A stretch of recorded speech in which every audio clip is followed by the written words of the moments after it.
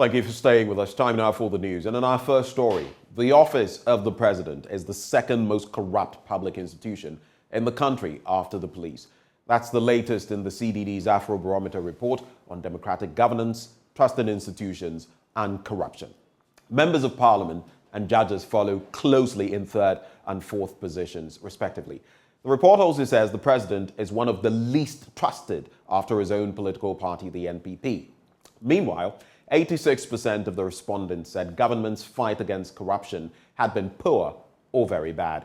The executive director of the Ghana Integrity Initiative, Linda Oforie-Kwafo, says the top rating of the presidency as an institution for corruption is worrying and is calling on the government to resource institutions like the Office of the Special Prosecutor and the Auditor General's Department to effectively perform their mandate. That has given them the mandates.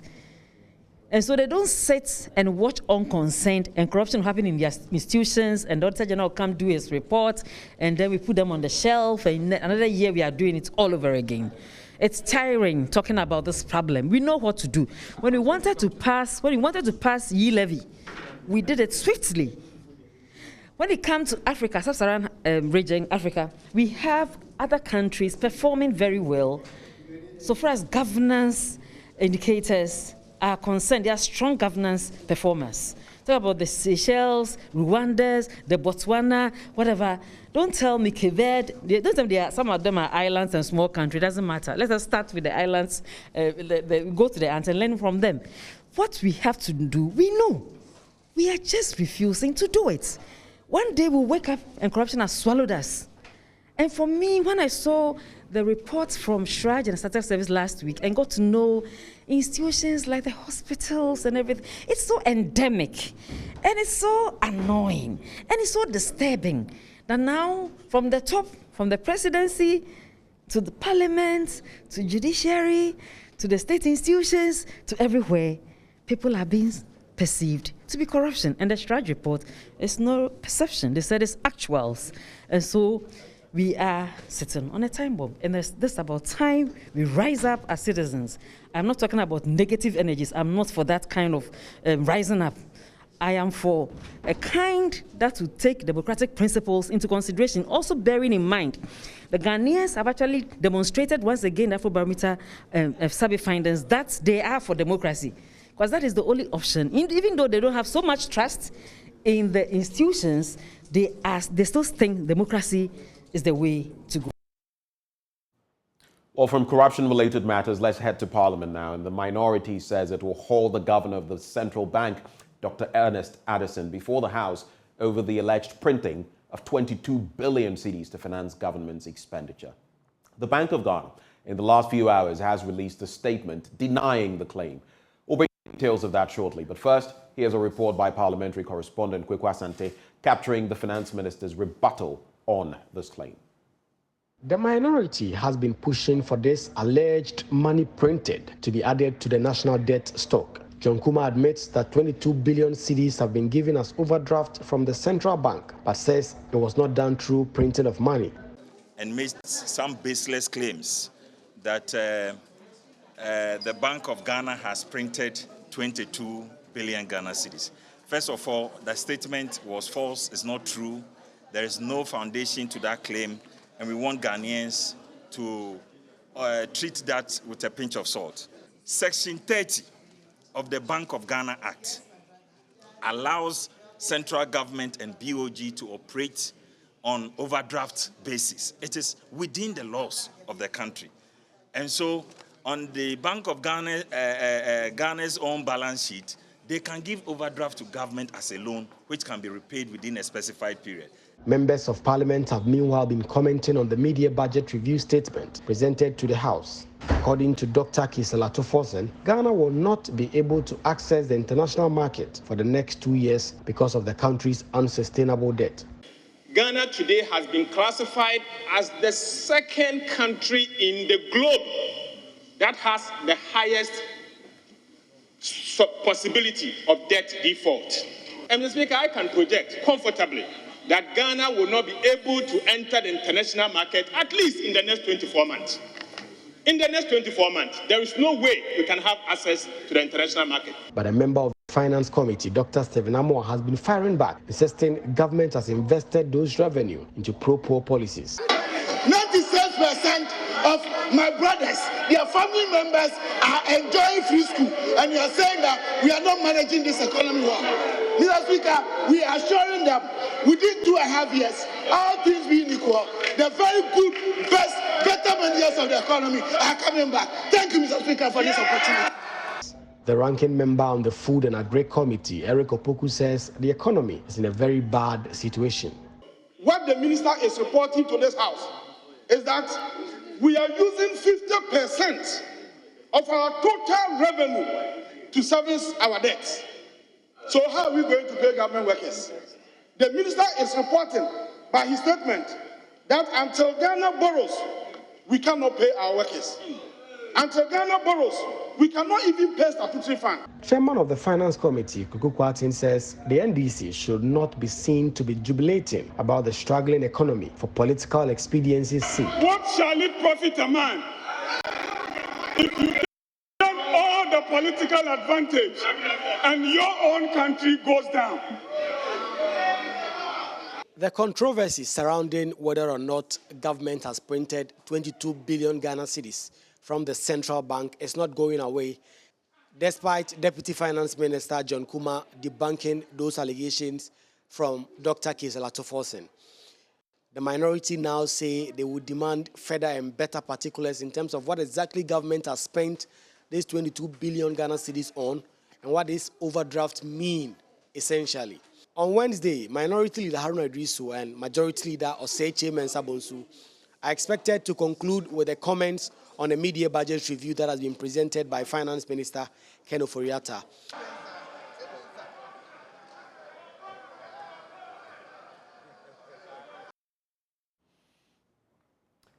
Well, President Akufo-Addo has dismissed calls for the government to hold on with the construction of the National Cathedral due to the prevailing economic conditions. The president said there was no appropriate time for the building of such monuments. Speaking for the first time after the controversy surrounding the funding for the project, he said the construction of the structure would fill a missing link in the nation's spiritual architecture. The president added that the cathedral would not only benefit Ghana, but Africa in general upon completion. He, however, noted the cost should be borne by the Christian community with the state's support. President Akufo-Addo spoke at the Symposium of Episcopal Conferences of Africa and Madagascar. The project has run into some contemporary controversy currently about the funding. My personal view has always been that even though the cathedral will be very much a national institution, the cost should be largely borne by the Christian community, with the state providing the land and initial funding to get the project off the ground. Looking through the history of all the great cathedrals of the world, there's never been what can be called an appropriate time to build a cathedral. Invariably, it has taken many years, sometimes centuries, to complete. The National Cathedral in Washington, D.C. took 83 years to complete. It took 150 years to build St. Peter's Basilica in Rome. And it took 182 years to finish the Notre Dame Cathedral in Paris. When these great cathedrals were built, the societies that housed them had not finished with the satisfaction of their major development needs: hospitals, schools, bridges, roads, homes needed to be built. And I dare say, if one were to consider only those needs, there would never be a good time to build a church, a cathedral, or any of the great buildings of faith around the world. Now, as the older living sibling and the person designated as the executor of the will of former President John Evans Atta Mills, I would like to tell Ghanaians we're exploring available avenues to stop the operations of the Atta Mills Memorial Institute, headed by Koku Anyedoho. This is because its activities do not in any way represent the persona of the late president. The institute has been used to champion a self-seeking agenda and to please paymasters. We, therefore, dissociate the family from such dealings. These are the strong words from the brother of the late president, Dr. Cadman Mills. He has also described the refurbishment of the Asomdwe Park as obscene and an insult to the family. Dr. Mills was speaking at a lecture commemorating the 10th anniversary of the death of the former president. They used this so-called refurbishing to promote themselves, to promote their institute, and to promote their paymasters. That's not what FIFI stood for. In view of the fact that Atamil's institute is being used as an instrument to sow division, to sow controversy, for self-promotion, as an instrument to insult elders. In my capacity as the oldest living sibling of Professor John Evansa Mills, as the person who Professor Mills designated in his will to be the executor of his will and also the custodian of his legacy. And now, in my capacity as the Ebusia Penyin of the Nkrumah Chirba Shidane Ebusia, the family has decided that we will contact our solicitors to make sure that they explore all avenues to stop the Atamil's Institute from... Let's talk education now. And about 800 boarding students from the Salt Pond Methodist High School risk losing their boarding status due to a dilapidated dormitory infrastructure in the school. The girls have to keep vigil and pack their books and other academic material to safety whenever it rains because the dormitory leaks badly and has also developed cracks. The Parents Association of the school says their children have been making distress calls to them about the disturbing situation. Richard Kwejonyako visited the school and reports the situation is affecting academic work of the girls. He has more in this report. This is a dormitory block here at the Salt Pond Methodist High School. This very block houses 3 houses, and the inhabitant may be forced to go home or commute from home if nothing is done about the integrity of the building. Not only does the building leak terribly when it rains, but what compounds the problem are cracks that are all over the building. To say the students are worried is an understatement. They say the situation has made life unbearable on campus. The ceilings, they are in a very bad state. When it rains, we can't stay inside. Sometimes we have to pull the beds for it. Sometimes we have to remove our beds from the case of the bed where we put our bed. There is leakage. When it rains, we have to stay awake. So the next morning, like we are really suffering. We are really suffering. It saddens me. It falls directly into our room. It seems there is no roofing. It's so like it's.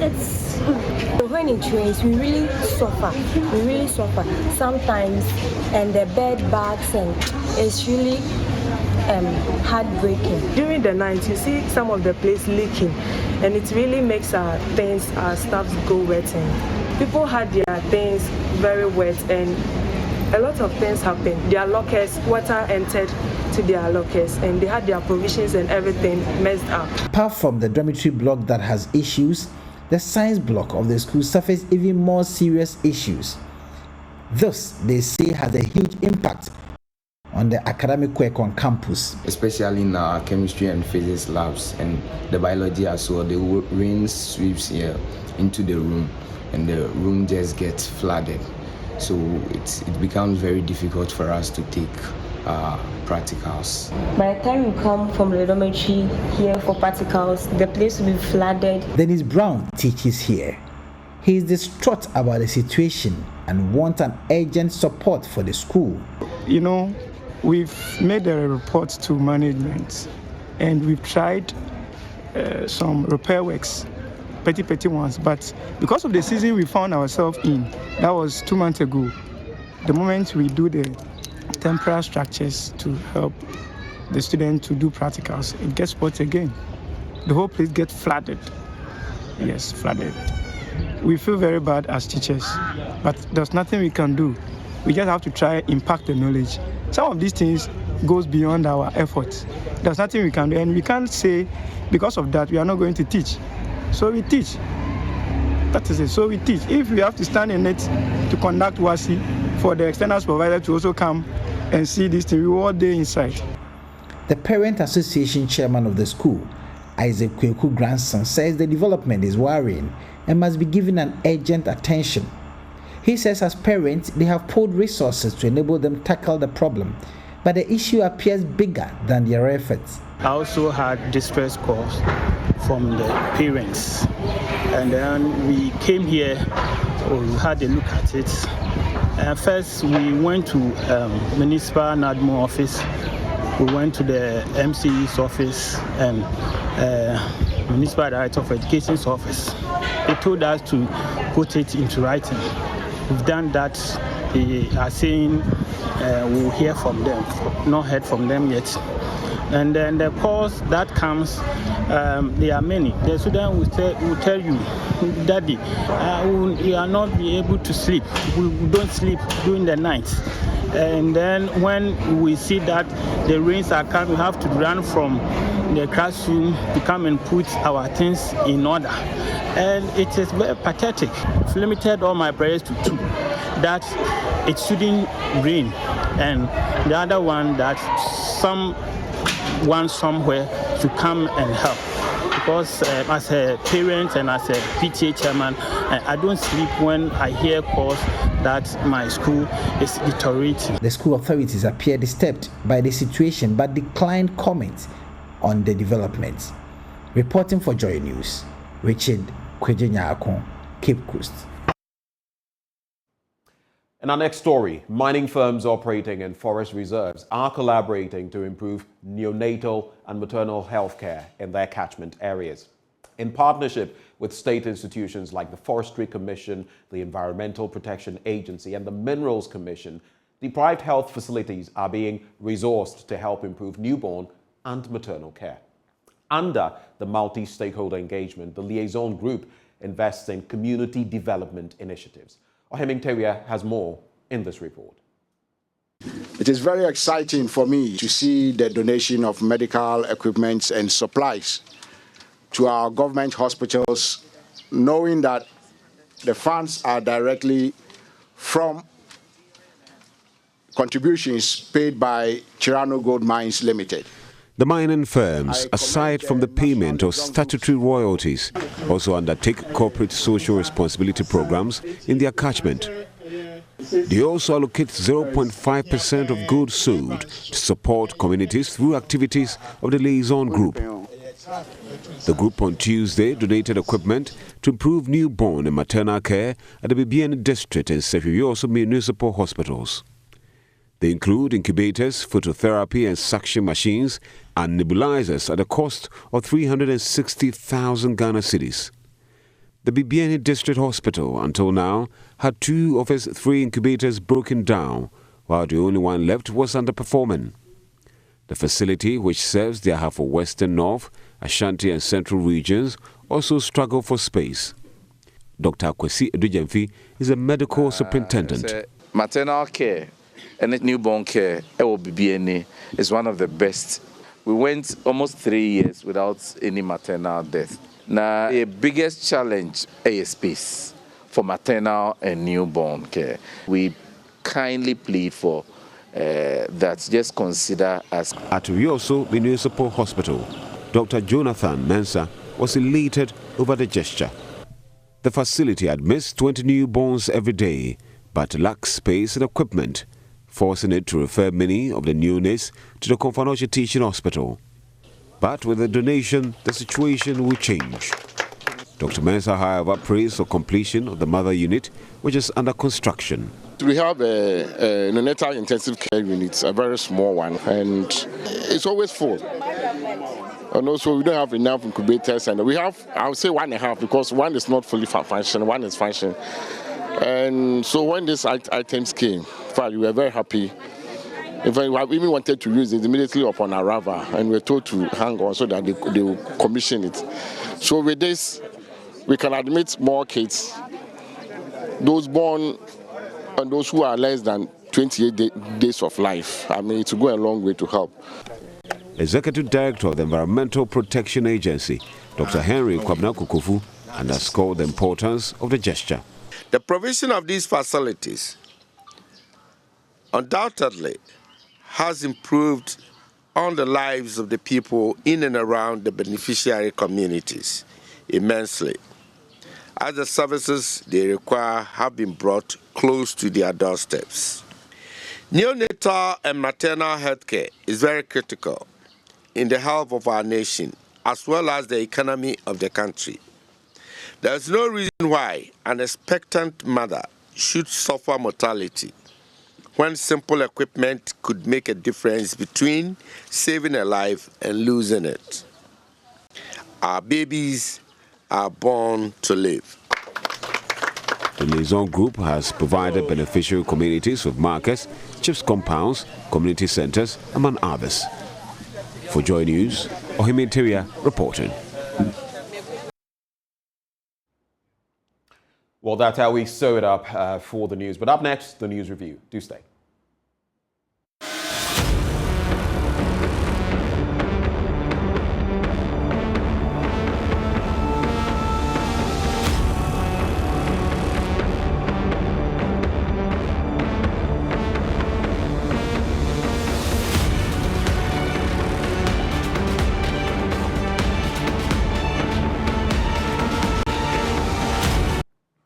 Here we are, and there you are on the other end. Thank you for staying with us. Time now for us to dig into the newspapers. We're joined this morning by Dr. Kwame Asas-Sante. Of course, he is head of the Center for European Studies at the University of Ghana. He's a political scientist. Doc, a very good morning to you.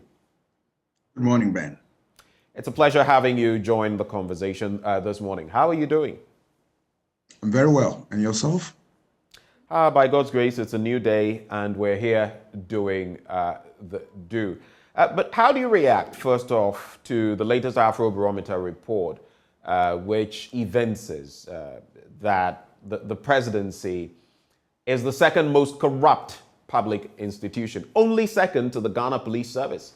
That's how dire it is. We saw that latest UNODC SHRAJ GSS report, and it spoke about public officials and the police being atop in a certain category. But here we have, rather shockingly, the presidency in second position.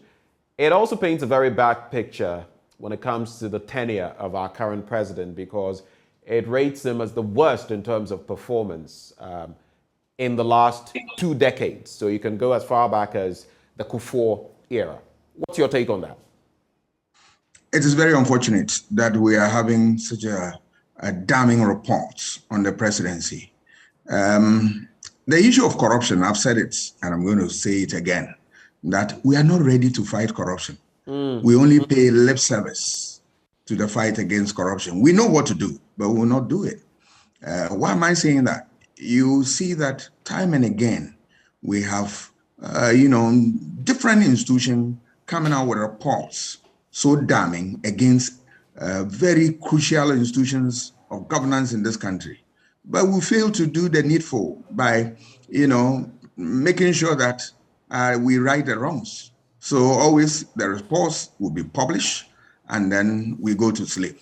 Look at Transparency International reports, look at GII reports, and look at the recent one, the CDD and all that. It tells us that we are not ready as a society to fight corruption.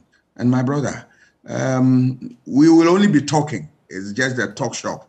But the real players of the game are not ready to fight it. It is a painful statement, but I have to make it.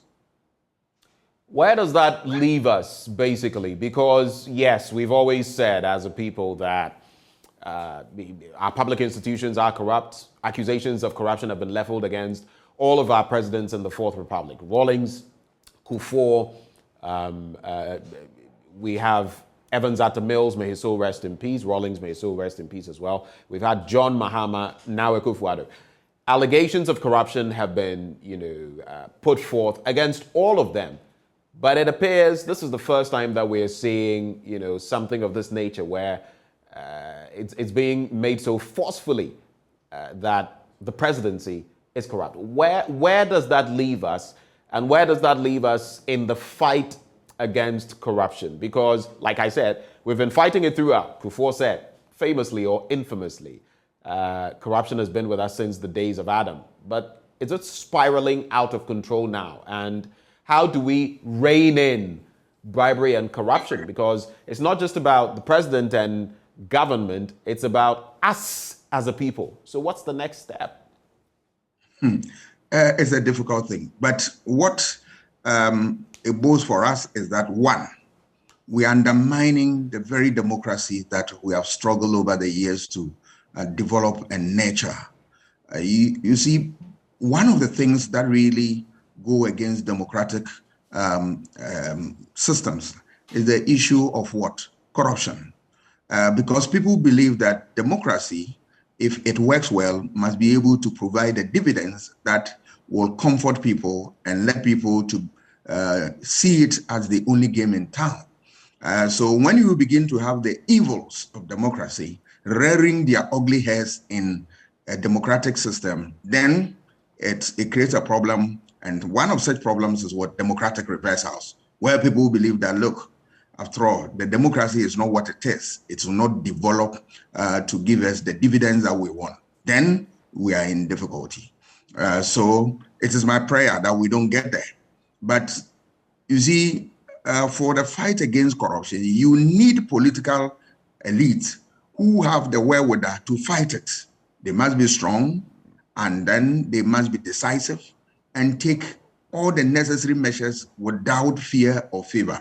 And this is what we lack in this country, because more often than not, when their cronies, pals are involved, they are unable to fight it. And that is not the way to fight corruption.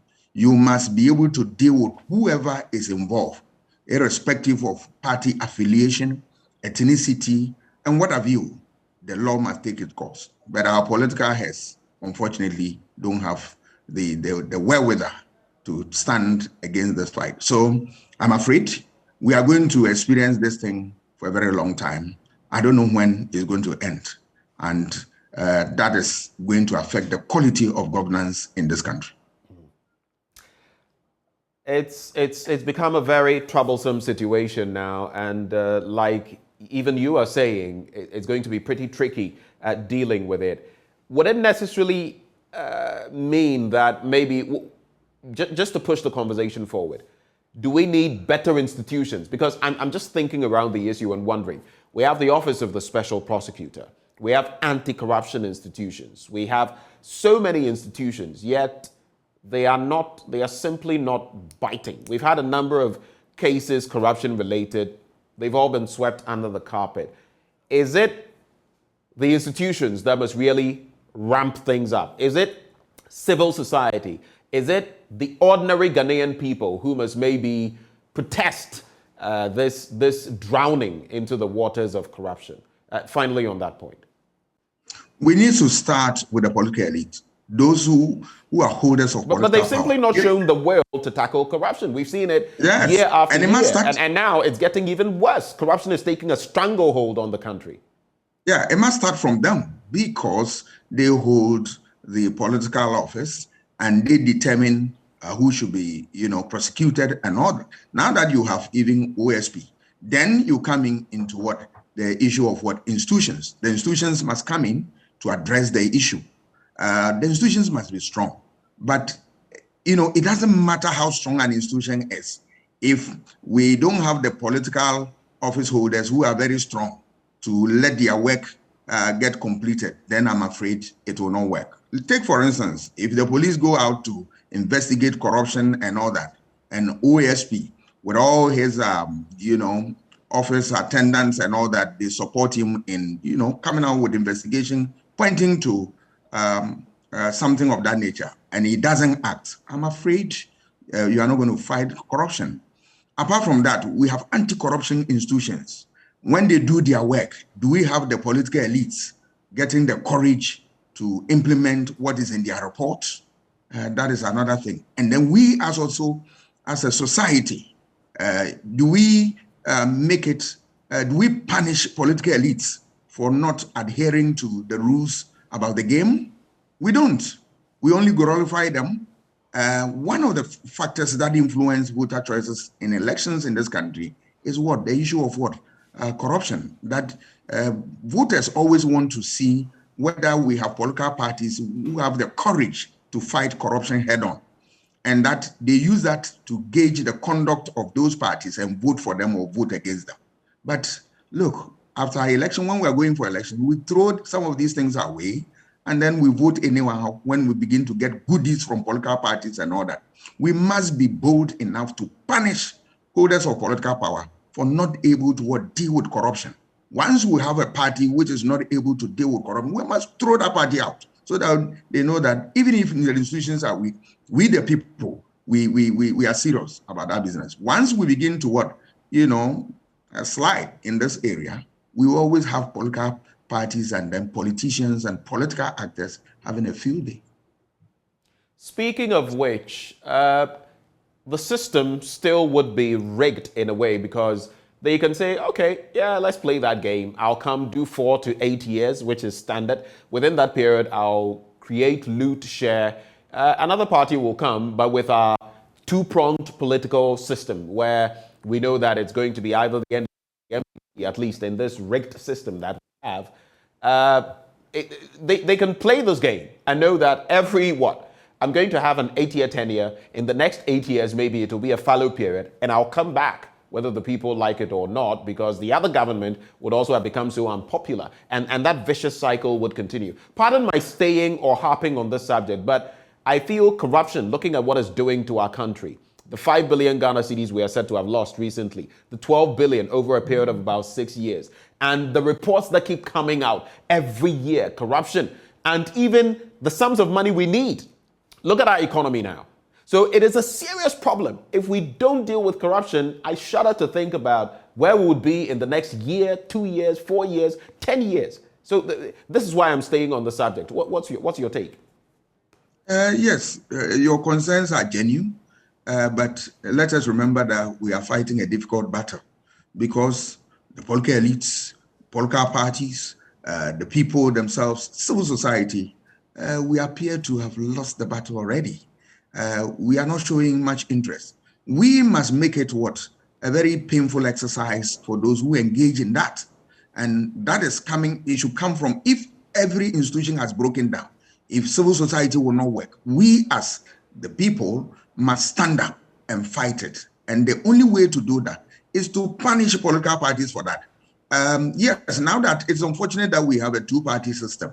The third force, I'm not seeing their chances of coming in anytime soon, when they are going for elections and they have only 4% from 1992 up to date. So third force is a non-starter. But we can make it, a policy that, yes, we will punish political party or actors in this regard, so that, yes, if you come for one term and we realize that you are not able to do what we expect you to do, we throw you out. And then the other party comes in. We continue to throw them out until we get a stabilized system or a third force which is strong to come and fight the process. Otherwise, I don't know how we are going to deal, because we have passed all laws, we have made all sanctions, we have used the sanction regime. Let us remember that some generals were shot in 1979 in the name of corruption. We have sentenced people have suffered imprisonment and all that, and yet we still have corruption. It means that we have not been able to put our acts together. The time is now for us to act, and act swiftly. And I urge the citizens to use it as a barometer to gauge the conduct of political parties and throw them out when it comes to elections. Let's get into the papers, and later I'll wrap, at the tail end, I'll wrap with this entire situation to do with the Asomdwe Park and the latest comments from the Atta Mills family. But the Ghanaian Times newspaper, 5 speedboats deployed to clamp down on Galamsey, and then at 19th second plenary assembly, no fixed time to build cathedral. President raps critics. In fact, the president has been saying, Doc, that, you know what, people are talking about the economy and the harsh economic environment, but there is no better time than now to build the cathedral, and that is going to inure to the benefit of Ghana and Africa as a whole and all of that. He waxed lyrical on that, but it appears that not many people bought into it. Your take? I disagree with the president with respect. As for the cathedral conversation, we should forget about it. We, the people of this country, we think that, yes, it is a good project, but the timing is wrong. We don't need it now.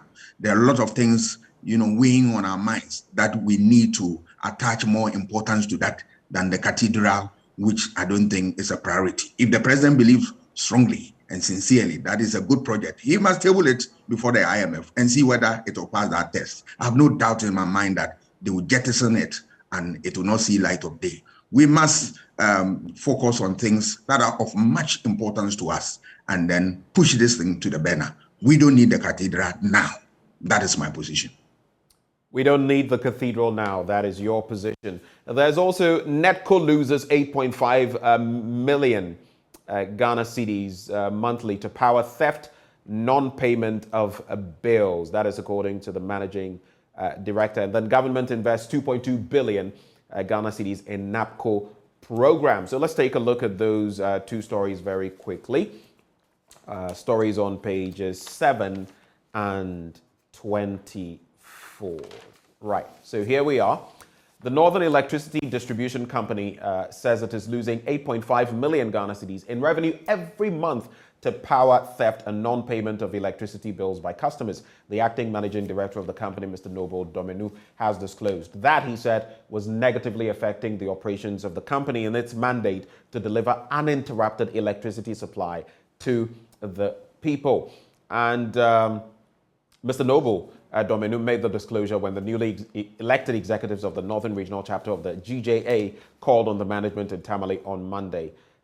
He also said, "You are the mouthpiece of the people and the region as a whole, hence the need for you to help in educating the residents in the region to see the importance of paying for electricity," he said. That's the first story. Let me add the second one and then you can react to them. Page 24 is where we go to now. Right, here we are. So government invests 2.2 billion Ghana cedis in NAPCO program. Approximately 2.2 billion was invested in the Nation Builders Core program. The Minister of Finance, Ken Ofori-Atta, has disclosed as the initiative comes to an end on September the 1st this year. Delivering the mid-year budget review in Parliament on Monday, he said 100,000 young graduates were engaged in the various modules of the initiative, with thousands of them prepared for the field of work. He has therefore encouraged the current cohort on the program to take advantage of the You Start initiative and other existing programs, as it was the country's drive to build an entrepreneurial nation. So 2 quick reflections I want from you, starting with the NAPCO bit. People have asked, these 100,000, we do not know who or whom, to put it bluntly or to put it mildly. There's also the bit about the NAPCO beneficiaries not being paid for about 10 months, and now the start of another initiative, aka You Start, and everything in between. And whether we are just churning out programs, and churning out has a negative connotation, I use it intentionally, we're just churning out programs or actually putting in place measures that can stem the tide of unemployment. The other story, of course, has to do with NETCO and people stealing power, so to speak. Yeah, I'll start with NAPCO. If you look at this young people who are desperately looking for a job, and the government coming out with this program, that is going to maintain them and keep them, give them certain skills. We have to ask ourselves whether the program has been able to deliver what it promised. One, were they giving any skills that will help them to move on in life after school. Two, the why is it that they are due in terms of remuneration have been denied them? And this one, I find it very, very unfortunate that we have institutions, we have individuals, groups, very prominent people in this country, and nobody talks about that. These are young people who have contributed their quota to the development of this country from various perspectives, and yet the state has denied them what is due them for about 10 months. Is it fair? Where are the Christian Council? Where are the Bar Association? Where are the UTAG? Where are the groups and all that? Is it fair that we have children who work and they don't receive what is due them, and we sit down and we don't talk? Look at the program itself. Let us see, have they come up with any assessment of the program, saying that, look, the program, we saw ABCD wrong with it, and for that reason, we are about to terminate it, all right? What kind of policy evaluation have they done, for which reason they want to end it? We don't know. They need to come clean on this for us to know. Than, as you said, churning out programs. There is no point in having millions of programs which will not stand the test of time. When you have even one and it's viable and it's feasible, that program is perfect. So I don't think that the government has done us any good in this regard. They must come out to explain these things in detail for us to have a full picture of what is happening. Because at the moment, what we are seeing or hearing about the progress says, for me, it is not too good. And it is in the interest of government to come clean on this if we want to believe them. Let's get into Republic Press newspaper now, and some interesting stories there. Yam sellers at Bono East call for buyers, and they are talking about the fact that it's becoming increasingly difficult to sell their foodstuffs. A story on page 4. Yam sellers in the Bono East region, precisely at the Techiman Central Market, we know that's a big place for yam, Ofuman, Nkransa, Kintampo markets, and other surrounding towns and villages are calling on traders in the southern part of the country to visit the area for the product. According to them, it was the season for the bumper harvest. As such, all markets have been flooded with yam and are going waste as a result of low patronage. Speaking to the Republic Press in a telephone interview, the news editor of Asta FM, Nana Edu, said the market women were calling on buyers from the southern sector to visit the region for yam.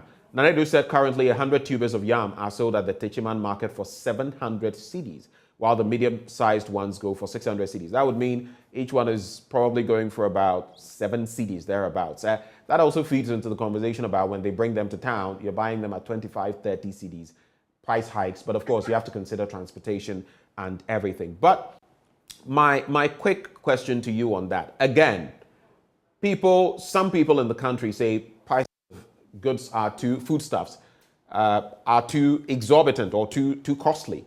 Yet we have gluts. Here they are. Yam sellers have to literally beg people to come and buy their products, when in other parts of the country, they are in high demand and people can't even buy them. It is very, very unfortunate. You see, I have been a farmer for years. One painful thing is that when you farm and you get your produce ready for market, and then you don't have market for it. It's a painful experience. No farmer wants to experience this. It means that our policy makers have no clue as to how to help these people. We must have a policy in place where even when they produce, even in excess, the government must be in a position to buy them. And then that will encourage them to produce more all the time. Because when they are ready to sell and they don't have people to buy them, and then people who come up to or show up to buy will only buy at a reduced price for them. It is serve as a disincentive for work. Government must look at that. And then we have to address that problem head on. Another thing is that, look, let us also have a policy where government can put in a very important, solid policy that will help farmers that in excess production, government has a place to transport or send it across the country to other nations to for them to also buy. Right. Do we have that policy? And it seems to me that There is nothing there. So the farmers are struggling, they produce and nobody buys. And look, if you have been a farmer, this is going to be your nightmare. I have been a farmer for years and I know what you are talking about. It's a painful experience. And if we don't curtail this, farmers are going to run away from farming and then we will have food crisis on our hand. Let me tie it with the electricity thing that you asked. Right. I almost forgot. Right. You realize that... Very quickly on that, Doc. Yeah, if you look at the ECG, I always have a problem with them. My problem is what prudent So this has to do with management NETCO, actually. This has to do with NETCO. You know, and the Northern yes, Belt. Whatever group, I'm saying that we have what problem managing what resources. You have people who are not paying and you still maintain them and then they consume power and all that. What are they doing to them? There are a lot of people who owe them and then they can't get money from them. I'm so surprised. Just contact one or two lawyers. They will take all your money for you and get their commission. Why are they sitting down? I mean, they want who to come and help them. You are now, asking the the press to encourage the public to pay when they consume electricity. This is a duty that nobody should tell you. And if you are not doing that, you know what to do. Cut them off. Is it the case that they don't have, the system that can take them off the grid? I'm so surprised. It all boils down to a lack of effective management of the resource. I think those who are in charge must sit up and do the right thing now. All right, two quick stories. I want you to address them in just about a minute and a half. Two quick stories. And I'm looking at this from the angle of packing the courts, so to speak. I mean, we see it done in other jurisdictions. Here, we don't have a cap when it comes to Supreme Court judges. And once you're president, you can appoint as many as you want. But my concern is, and there's absolutely nothing wrong with that, but my concern has to do with some people who supposedly have contested as members of parliament or this or that for specific parties who are being given appointments to the Supreme Court. Is that packing the courts? What does it mean? I mean, do we have a conscience since the law doesn't have any clear stipulations on this matter? It has to do with Akufo-Addo naming 4 judges for the Supreme Court. The last batch, this batch, there have been calls, about, hey, this person is a diehard MPP member and this and that. Of course, that doesn't take away from the fact that they will be able to execute their work. But what does that mean, for example, when you have an election petition and matters arising? That story is on page 3. The other story, special prosecutor chases culprits in 10 million Ghana cedi NDA fraud. And this is something for which the president has been taken on, also bordering on corruption. Now, the Office of the Special Prosecutor has commenced investigations into alleged allegations of corruption leveled against some official of the Northern Development Authority. The Special Prosecutor disclosed that his outfit was narrowing on a contract awarded by the authority to A&Q's consortium for consultancy services under the Infrastructure for Poverty Eradication Program. He explained that the office was concerned about the quantum of the contract sum. We're talking 10 million Ghana cedis. The Special Prosecutor has thus directed the Controller and Accountant General to immediately freeze payments arising from the contract.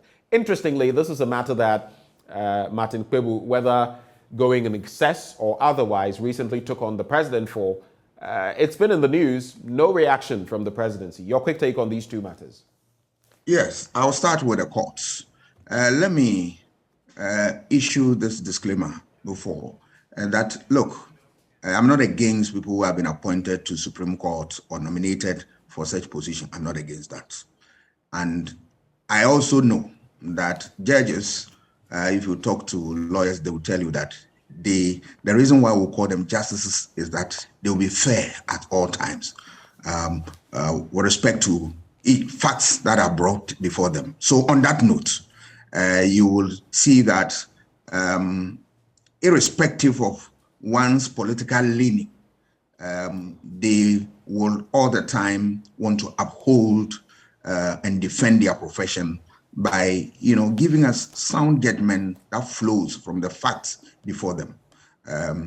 On that note, you realize that it doesn't really matter when one has identified himself with a party or not. If there is an issue and then the fact before them is doesn't speak to they upholding it, to throw it away. Yes. So on that bit, I agree that if you appoint people who are even partisan in certain respect, it doesn't matter. But the difficulty, which I have said, is the cap that we don't have on the number of people who can be on the Supreme Court. You remember last time I said it, I think one of your networks, that I find it a bit worrying in the sense that, look, when you have judges of the Supreme Court, as soon as they retire on their salary. And that if there are many, we at the state have to look for resources and then pay them till they die off, all right? And that, are we sure we have the capacity to do that? I am worried because if you look at the United States of America, with all the resources at their disposal, they have only 9 judges who sit on all cases at all times. Why can't we emulate this and then help the public purse in this country? Because if we don't have a cap on this, every government will come and will continue to add. And that, for me, is a worrying situation. We must look at this thing again and then, borrow example from elsewhere so that we can support the system. The difficulty is that if we continue on this tangent, a time will come, we'll have so many, and that we will not be able to pay them when they finally bow out of the bench. And that, for me, is the crisis that we don't want to be in. Yes, but I'm not against anybody who has been nominated for such positions and all that, no. But it's not their making, it's normal, but that we as a state have a bigger issue that we need to contend with. Yes. All right. Let's look at these issues to wrap the conversation. The Daily Guide, special prosecutor chases Jubilee House officials, and government exposes NDC. Bank of Ghana hasn't printed money. But, I mean, these are issues that we've already looked at. Two major issues I want us to look at. 84% of Ghanaians endorse elections as the best way to choose leaders. That's according to the latest CDD survey. And I would like your take on that. But also, just to add this, I am surprised that Punch Africa, which says truth stands, actually has this story here. Because there's a story that I fact-checked a while ago. I don't know what fact-checking you have at Punch Africa. But you say United Nations, red alert, UN cautions Africans over booming human organs business in the Middle East. A kidney sells for this, a heart sells for that, the liver sells for that. This story is false. It's fake news. So I don't know what checks you actually ran. You can run it by the UN system, those at Punch Africa, and you would realize that that story it's been circulating, but if you go into the UN system, they'll clear. The UN has actually come out to say it is fake news. So let's not be putting out such stories. But oh my word. My quick reaction. Your quick reactions. In this age and time, we must expect some of these things. But the good news is that when we realize that they are fake news, we must be quick to throw them out so that people don't consume them. All right, because the effect of having a bad news in the system is so much that can really undermine stability of a state. So quickly, once we find that some news items is not worth their salt, let's throw them away officially, quickly, so that people don't depend on them. The second issue is about 84% of Ghanaians saying yes for elections in this country. For me, as a student of politics and as a scholar whose interest is in election, I am very happy. It gladdens my heart that, yes, we are getting somewhere, that people believe that irrespective of our differences and all that, the only way is to change the government and maintain the democratic status quo is through election. I am all for it. I support it with all my heart, all right? But there are things that we need to do if we want to really be sustain this process for a long time. We need to always make sure that the electoral environment is stable and it is even to all actors who play the game. Why am I saying that? The last election we saw shootings and all that, and what has come of this, all right? These are things that I'm worried about as a student of politics. Right. That any time we go for elections, much as we want to deal with some of the problems that had existed previously, we always end one election by introducing another problem into the political system. For me, it's a wrong variable we are introducing into the electoral equation. And that if we really want to sustain democracy, we must make conscious effort to deal with these things critically. Then the second thing is that we must also make sure that the rules governing elections, we adhere to them and without circumventing them.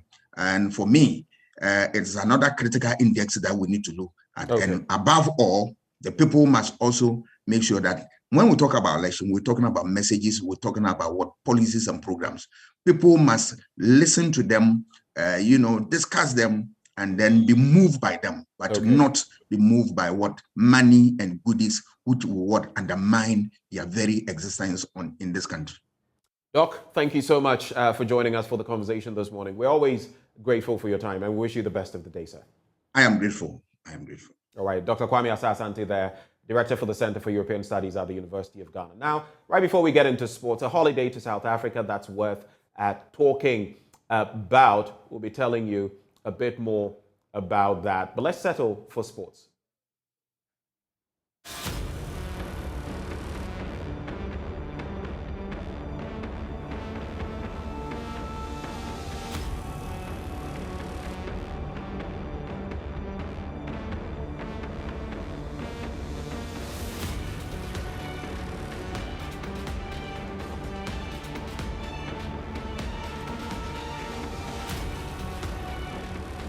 Welcome back on the AM show. How about we take a holiday to South Africa? That's worth talking about. How's it? That's hello. How about treating your family to a summer holiday in South well, shortened for South Africa. Come journey to South Africa for a good time in our beautiful country. Get to know the locals and our languages. And if you're looking to let your hair down and relax, or you're just in the mood for some fun, family-friendly adventures, South Africa has got everything you need. This summer, Wazanila. Come this side and experience a holiday worth talking about. Well, let's cast our minds now at the Habitat Fair. JoyNews in partnership with EcoBank, the Pan-African Bank, and the Planned Cities Extension Project from Cities and Habitats will make home ownership easy. This year's fair is under the theme Home Ownership, where you live matters. At the EcoBank JoyNews Habitat Fair, we've got you covered with all your needs from mortgages, personal loans, consumer financing, land acquisition, security, and many more. For inquiries, just call 054-690-8179. The EcoBank JoyNews Habitat Fair is in partnership with EcoBank, the Pan-African Bank, and powered by the Planned City Extension Project from Cities and Habitats Rent to Own. It's also sponsored by Elegant Homes and General Construction Limited, where quality meets value, Virtual Security, Africa Complete Security Solutions, Superlock Technologies Limited. You deserve the best. DBS Industries Limited, we truly are your roof experts. Duraplast Limited, where Duraplast goes, water flows. And Gold Key Properties, building prestige since 1997. Well, on that note, we settle for AM business. Now, for those of you who have missed out on the mini clinics of the JoyNews EcoBank Habitat Fair, I must admit, there was loads of heavily discounted offers and tailor-made packages for prospective homeowners. Charles Aite has a summary of events of the EcoBank JoyNews Habitat Fair mini clinics and shares this with us. All in an effort to feed into the theme for this year, which is where you live matters. We have Interplast, we have Planned City Extension Projects, we have Duraplast, we have a host of so many other housing, and construction companies lined up here at the Chimota Mall. And we do know the good old Planned City and Extensions because they are very much in need of helping Ghanaian people to secure affordable housing for themselves. You can see how busy their desk has been all day, and we're, kind of going to be having interaction with the lead of the team here. I see that your call log is filled with contacts and emails of prospective clients. How has the feedback been this time around? It's very, very amazing. There's always a joy to be here. We always look forward to this event because we get to meet different people, so many people who want to own their homes, on flexible payment terms, and that is what we are here for. So it's always a joy to find ourselves here every year. This year we are centering on the theme Where You Live Matters. How does this evolve around Plant City and Extension Project? Okay, so we at the Cities and Habitats working on the Plant City Extension Project, we actually do believe that where you live is very, very important. That is why we are working on this city development project. So basically with our project, we offer homes and lands on very flexible payment terms. And this is a new city that is coming up. So we are being very conscious of how the homes look like, even how the community looks like, well demarcated roads, drainages. We are very conscious about that. And of course, an eco-friendly environment. So we are very, very keen on this. And also for our packages, we believe that each and every person, regardless of your income that you get, you are supposed to own your home.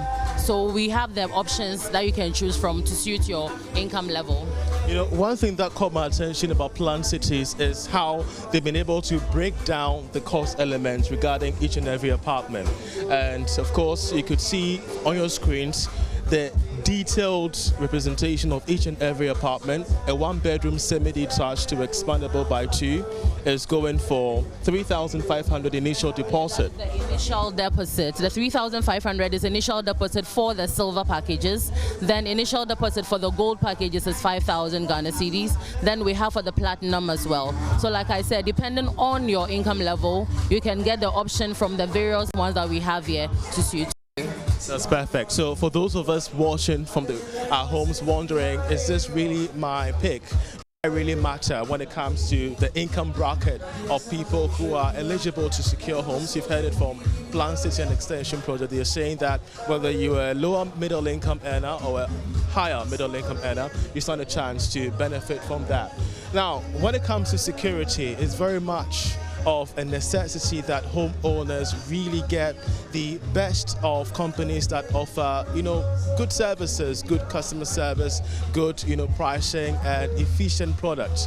And we could see on the board on our screens here what they've got to offer here at the plants, at the JoyNews EcoBank Habitat Fair. Thankfully, we have an attendant for us for this particular tent.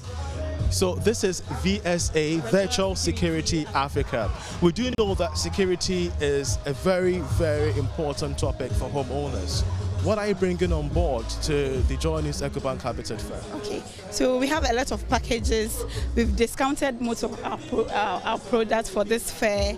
So we entreat everybody to pass by. We have CCTVs, we have video intercoms, we have access control systems, we have intrusion alarm systems, and many others. Let's talk affordability. How affordable are they? Are there any discounts that people could enjoy? Yes. Okay, so with the nature of our product, usually we have to conduct a survey before we can give the prices out. But for the purpose of this fair, we have discounted most of our products. So you guys should come around and... Indeed. Well, I have interacted with the exhibitors here, and it's quite interesting because this time around they are raising concerns about fraud cases. So many, fraudsters are infiltrating the housing market, and they are really duping gullible clients, most of whom have either been a part of the JoyNews EcoBank Habitat Fair. And I will be starting with Elegant Homes because even though they've come up with very innovative ideas to secure housing for any class of, the working ladder, they are really, really hit with issues regarding fraud. And thankfully, I have one of their representatives here. She's a known face on television. She breaks down the matters for us when it comes to how to secure housing in the real estate market. We're grateful that you could join us. I was really, really interested in the concern you've raised regarding fraud and the infiltration of charlatans in the housing sector. It's a mini clinic this weekend. So walk us through your experience as Elegant Home.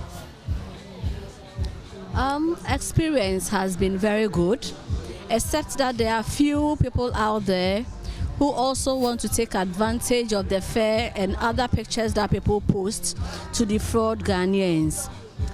For instance, we had an issue where we found a property that has been sold, being posted online for sale. The location and everything about the property had changed, but the design had not changed. We found out, and then we contacted the agency that did that, and it was pulled down. So we want everyone out there who is interested in owning a property to be aware of certain charlatans who have found their way in to dupe people. If you see any property that you want, please watch out for the correct numbers and then make sure you call, book a site visit the said site, and be sure of whatever you are taking. For example, if you see any property that has been tagged Elegant Homes, reach us on these numbers 0244 699 053 or 057 659 7419 or 024 897 4428, or visit our website www.eleganthomesgh.com. You can also send us an email via sales@eleganthomesgh.com. All our numbers are on WhatsApp. All right, so moving on, we have now Duraplast. Duraplast is going to be helping us also understand the kind of challenges that they face when it comes to the infiltration of their market with fraudsters. We're grateful that you could join us. First of all, walk us through the various products that Duraplast has for prospective clients. Yeah, hello. Yeah, Duraplast, we have, let's say, two range of products. We have the Roto and the Blow line, and under the Roto and the Blow, that's how we have the water tank. Yeah. Then we have the septic tank. Then we have a plastic pallet. We have a multi-purpose box, which can be used as trunk, can be used as ice chest when it's insulated. We also have the garbage chute for the high-rise buildings. We also have the U-drain formwork for constructing drainage, gutters, and like that. Then when it comes to the PVC and ADP line also, we have the PVC pipes for constructing domestic houses. Then we have the ADP also, which is for constructing like industrial projects like drainage, like dredging, like for the mining and that sort of, yeah.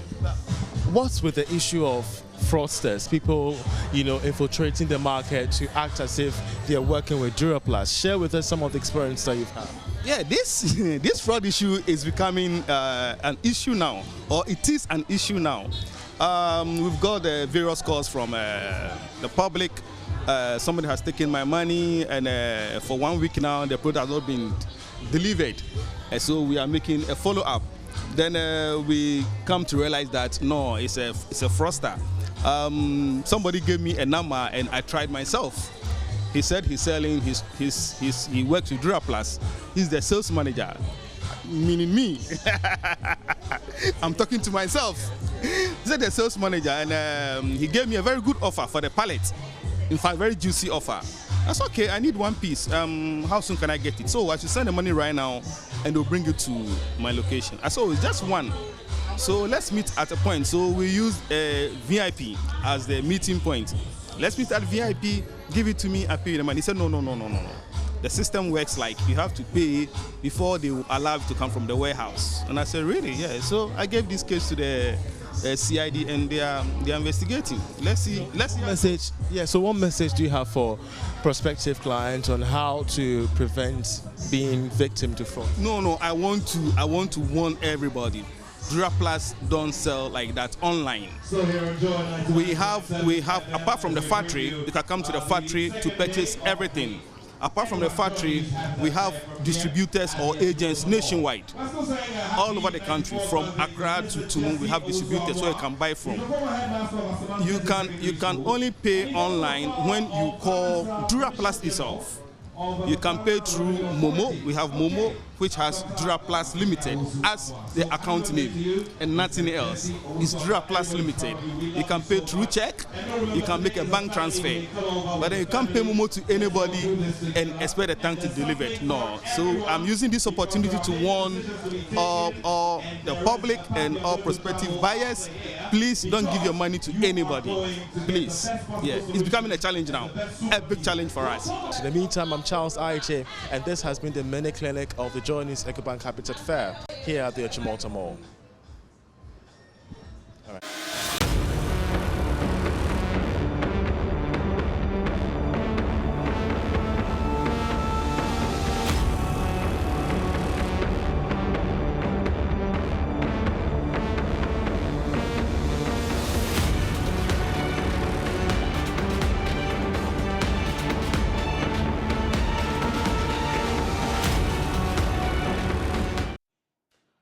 Well, thank you very much for staying with us on the AM show. And we have quite a lot coming for you, especially when we talk about graft corruption. In our first big story, the latest Afrobarometer report from the CDD indicates the presidency is the second most corrupt institution, next only to the Ghana Police Service. Again, Akufo-Addo's performance has been adjudged the worst in the last 20 years. Is this reality? Our panelists will shed light on this damning report.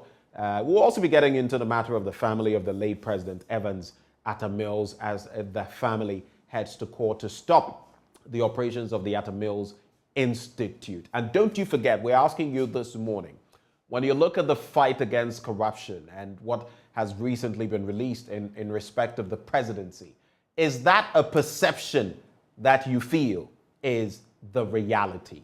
We ask those questions. But let's start with a conversation on corruption. And joining me in the studio, even before we introduce our guests, Bernice Abu-Baidoo Lansah. Bernice, good morning. Good morning to you. Good morning to you. How are you doing? I'm well. It's one of those mornings. I know, right? So we have quite a lot of documents to source when it comes to the issue of corruption. Quite recently, there have been a couple released, but the latest is the round 9 survey of the Afrobarometer report. And and just to chip in, these reports have been coming back to back. We just had the UNODC one from, the Global Info Analytics first, shortly after the UNODC, and now this one. And they all seem to be pointing in a certain very unhealthy direction. Yeah. So let's just give you details of that particular survey so that we can zoom into our conversation. So there were a couple of questions the Afrobarometer sought to get answers to, and people were sampled from different parts of the region, the different parts of the country. What I like about the methodology, though, is that this time round you have 50% men, 50% women. Right. And so there's a bit of gender balance there. But let's focus on this particular finding. So the question is, there are many ways to govern a country. Would you disapprove or approve of the following alternatives? Only one political party is allowed to stand for election and hold office. The army comes in to govern the country. Elections and parliament are abolished so that the president can decide everything. So these were the questions that people had to give answers to. And let's see what the findings are. Right. So 89% of respondents rejected the one-party rule. 88% rejected one-man rule. 67% rejected military rule. And 76% prefer democracy. For me, the interesting point here is that, so what happened to the rest of that 76%? So what do 24%. What do they prefer? Well, it could be anything in between. It doesn't state whether or not there were some people who chose not to respond, to sit on the fence. Yeah. But one pattern is clear, especially from after the post-independence period, what had happened with Nkrumah and all of that. You can see that people are definitely against one-party rule, and especially, as well, one-man rule. So that is clear. What I find surprising, Bernice, is the rejection of military rule. Because if you look at that, the number is not what, the percentage is not what I would have expected. I would have expected it to be pretty high, but it's just 67%. And it's also that troubling. leaves some 33% who actually would probably go for military rule. Yeah, so that's problematic, and we'll be bringing you more on this as we delve deeper into the Afrobarometer report, and we'll quickly move to our next slide.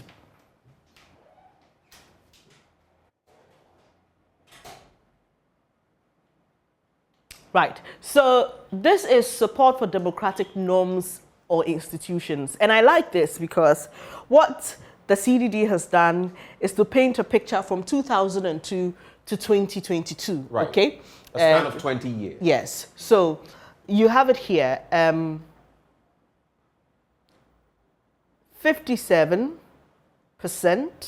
Okay, you know what, let's interpret the colors first, then we can come and do the analysis. So if you see the mauve color, it supports multi-party competition. Blue supports presidential term limit. Turquoise, prefer accountable governance. And orange, support elections as a best way to choose leaders. So when you come to 2002, 57% support multi-party competition, 77% prefer accountable governance. No, there's no 77. So that started from 2012. Sorry, this the 77% color confused me. Sorry. So the blue support presidential term limit, 77%, and 89% support elections as the best way to choose leaders. But you see, it rises in 2012, dips in 2014 to 2017, and then it has a steady rise again until 2022, where 84% support that elections are the best way to choose our leaders. It hasn't gone back to as high as it was in 2002. Now, when it comes to supporting presidential term limit, you see once again that there's an upward trend from 2008 to 2012. There's a dip till 2017, and then it begins to go up again until 2022, where we have 76% supporting a presidential term limit. Now, when it comes to the turquoise, preferring accountable governance, so you see that's on an upward trend. Right from when that was included in 2012, it just goes up, up, up, up, up. We have our guest on Zoom, but I think it's important for us to set the foundation right so that we can have a good conversation. We've got Dr. Osai Kwapong, we've got Dr. Karibu Mohammed,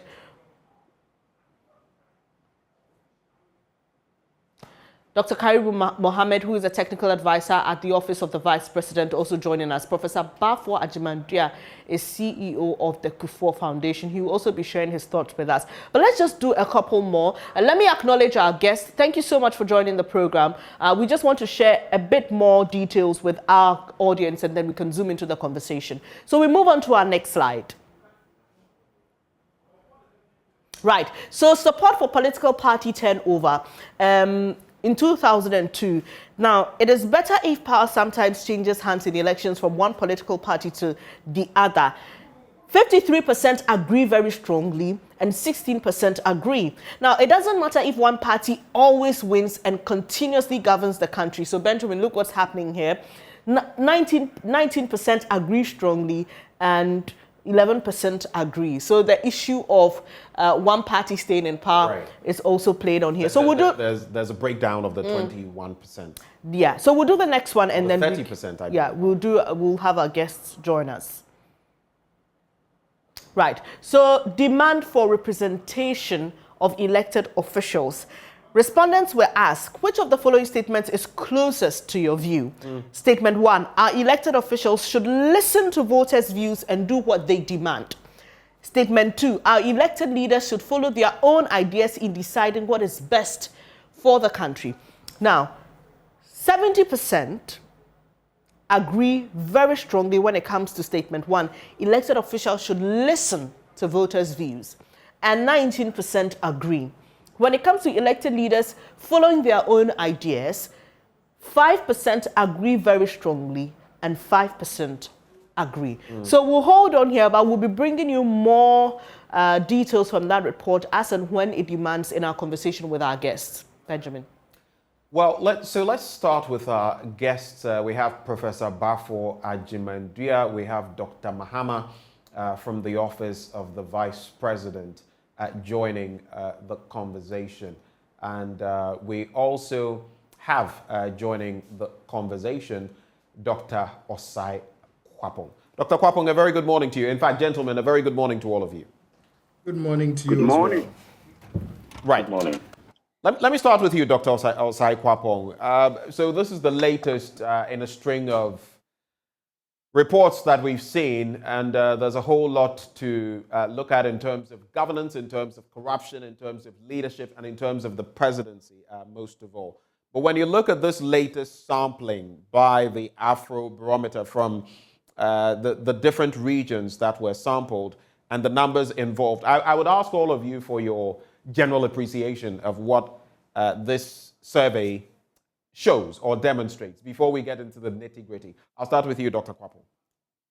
Yes, so thank you again. I think, my general impression, and I was part of the CDD panel reflecting on this yesterday when it was publicly released. And you're starting to realize that we do face some serious challenges with regards to our attempts to promote and ensure good governance within our democratic polity. I was at least happy that, as I've been arguing for some time now, that we've made our peace with democracy. I liked the fact that support for democracy remains generally high. I also like the fact that we have very positive attitudes towards various democratic norms. We want to choose our leaders through elections. We support accountable governance. We believe in party turnover. We believe in multi-parties. We reject authoritarian forms of government. So that, for me, was reassuring that at least we really do embrace this thing that we call, this form of government that we call democracy. But again, you do also see in other parts of the report that whilst we've made our peace with democracy, this democracy is also facing some major challenges that we would need to address going forward. Right. Let me come to Prof as well. Prof, what would be your fundamental appreciation of this latest survey? Well, thank you, and good morning from the beautiful Kumasi, where I am right now. Prof, you would have to speak up a bit for me. I can barely hear you. Yes, this report really doesn't surprise me much, because if you look at the trends over the years, if you go back to the late 90s when Afrobarometer began its work, through the 2000s and all the way to today, you can see a very, very interesting trend here. First of all, as my very good friend just said, the support for democracy certainly is quite strong. But the practice of democracy has become the real challenge. So clearly, Ghanaians are not necessarily in democracy, but in democratic practice, how our politicians are running the show. And I think that is the basic issue that I give to this report. And as we go along, maybe some details will be provided. But certainly, there's a crisis of trust and confidence in how our politicians have been practicing democracy as we should, as we know it. And I think this is a real challenge for us. Let me come to you, Dr. Mahama. I know you're very concerned about methodology, usually when these reports come out. And I would walk you through the methodology. I know you've seen it already of this entire enterprise. We know that it was nationally representative from all the regions of the country. All respondents were randomly selected, so it feeds into the random selection process. Samples were distributed across regions, states, provinces, urban and rural. We also know that every adult citizen had an equal chance of being selected. Then face-to-face interviews, standard questionnaire, a sample size of 2,400 with a confidence level of 95% plus or minus 2. And of course, that feeds into the latest round of Afrobarometer investigations. It was also a perfect pairing of men versus women, 50% apiece. And in terms of religion, 78% were Christian, 16% Muslim, and others 6%. But let's look at what your fundamental views are of this latest research. Hello, Dr. Mahama. Can you hear me? Yes, I can hear you now. Please go ahead. All right. Thank you very much. Good morning to you and then to Prof. and then Dr. Osai Popo. I must say that, the repetition or the pedigree of Afrobarometer when it comes to these things goes back to the 1999, 2000, as mentioned by Prof. This particular pedigree is something that I don't probably sit here to question.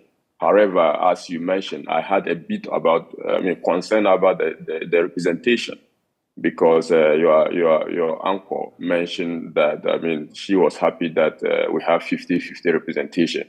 If you look at it on the face of that, you realize that it is not balanced, because the population of Ghana is not 50-50.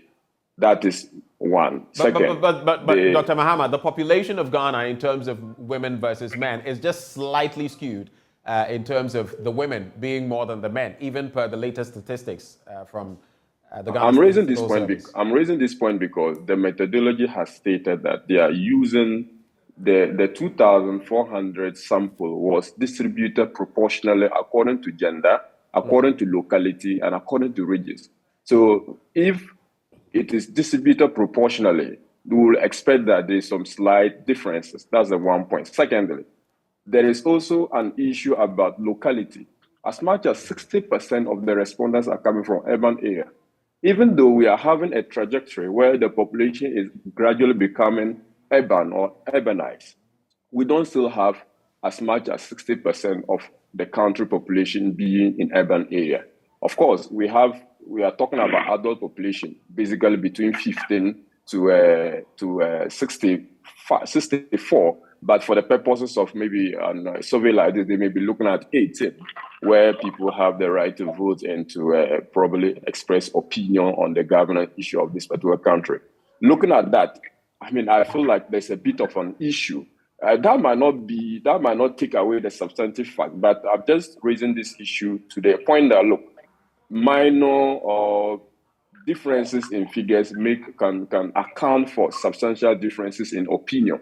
So that is the point. You're suggesting, Dr. Mahama, that these slight distinctions or distortions, if you like, I mean, our population, I can look for the facts and figures, but I know it's just slightly over 50% for women in terms of the population and a little under that for the men. And these regional categorizations and others that you refer to, yes, I agree. Some small factors in statistical analyses can create some distortions, but you're saying that these slight differences could account for some of the results we are seeing? I'm saying that, yes, it could account for the results. That is not, again, to say that I am treating this result with contempt. That is not the suggestion I'm making. Let's look at this. From a certain standpoint, do you accept the results of this survey? Let me put it that way, rather. Do you accept? Oh, I mean, largely, I think that the result comes closer to what people or what I expect as an objective stamp by what I see or what I think that research findings should expose. So largely, the result shows that, I mean, of course, it's an opinion survey. So, and the opinion of Ghanaians, for that matter, is very much consistent with what I hear every day on the street of Mankola, on the street of Malata. So it is very much something that I would not want to say that it is out of the ordinary. It is a result that I will accept as a basis to work with. All right.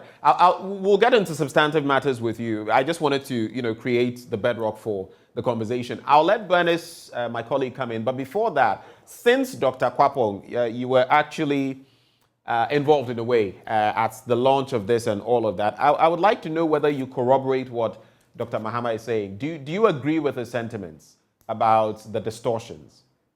So it's not necessarily a distortion, as in, yes, he does point out that the 50-50 male to female breakdown is also because of the sampling methodology, right? That whilst everyone is randomly selected, what the Afrobarometer approach also does is that they alternate, right? So that if the first randomly selected person is male, and the second randomly selected person is also male, they alternate to make sure that it's male, female, male, female, male, female. So that's why you see the 50-50 split in terms of respondents when it comes to the gender breakdown. And as you said, in the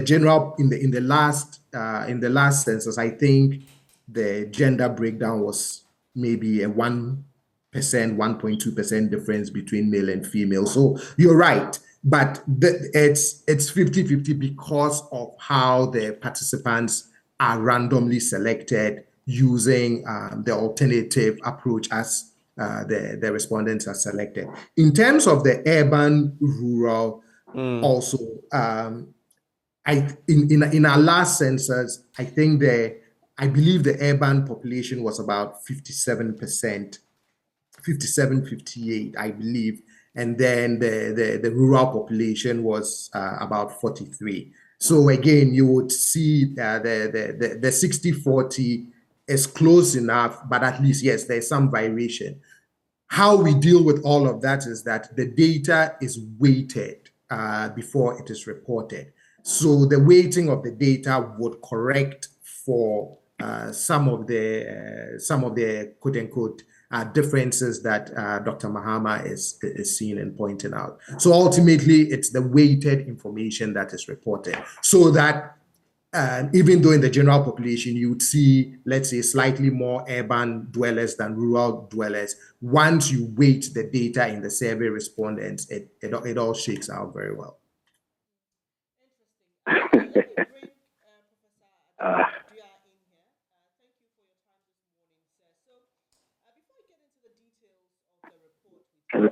Hello? Yes, hello. Yes, sir. Good morning to you. Good morning.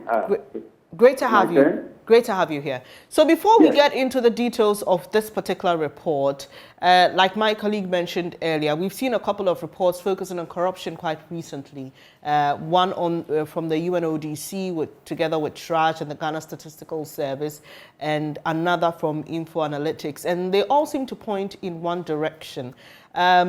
What does this mean for you, even at this stage in our democracy and in the country's life, that there are still issues of corruption despite all the interventions that we've put in place to deal with the menace?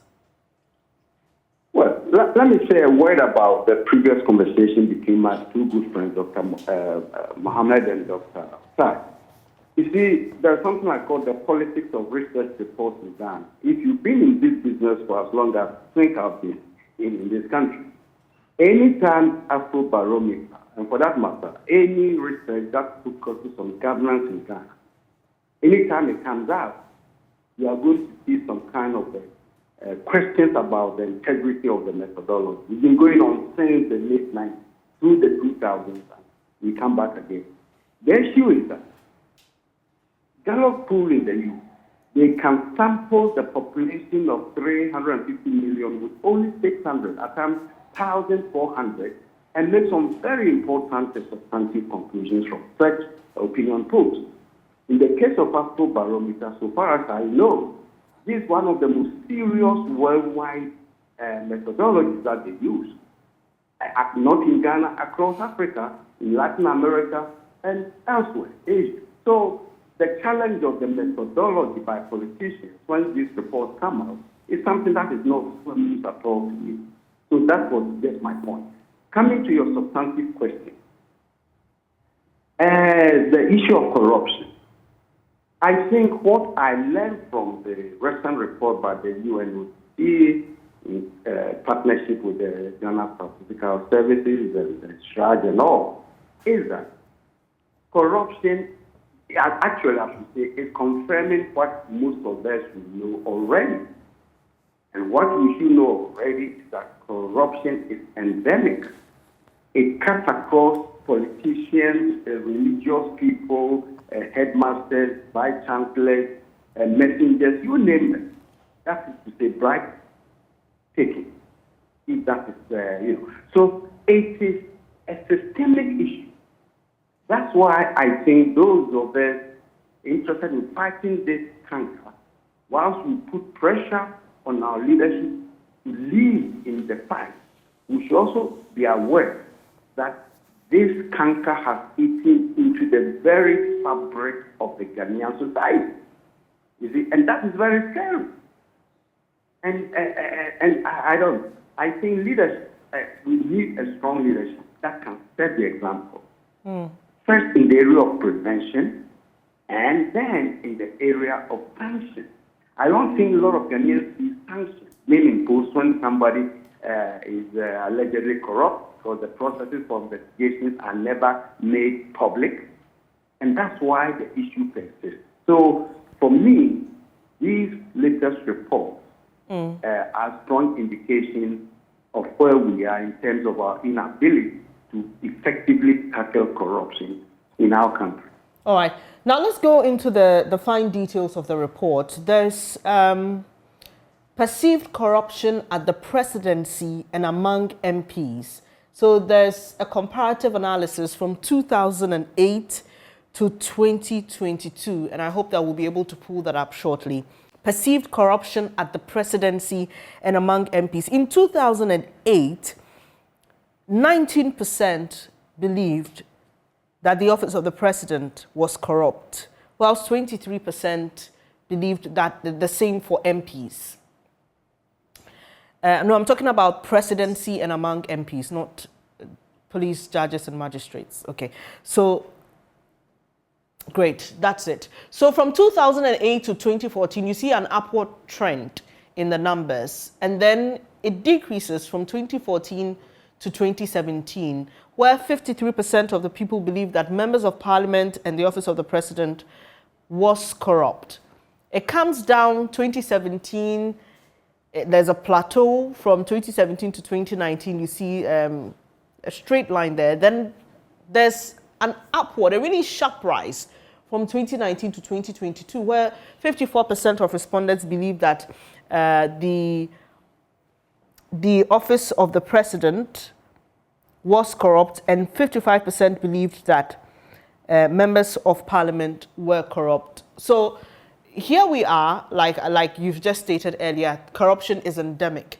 But when you have people in authority putting in measures like the creation of the Office of the Special Prosecutor, and members of parliament formulating laws and drafting laws to deal with the canker, and yet the people perceive that these same people are this corrupt, then it shows that they don't even believe in the systems that the people are putting in place.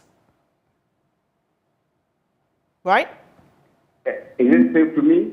Yes, okay. To you, Prof. All right, sure. First, there's a big difference between creating institutions or structures to fight corruption and the actual practice, enforcement those rules put in place.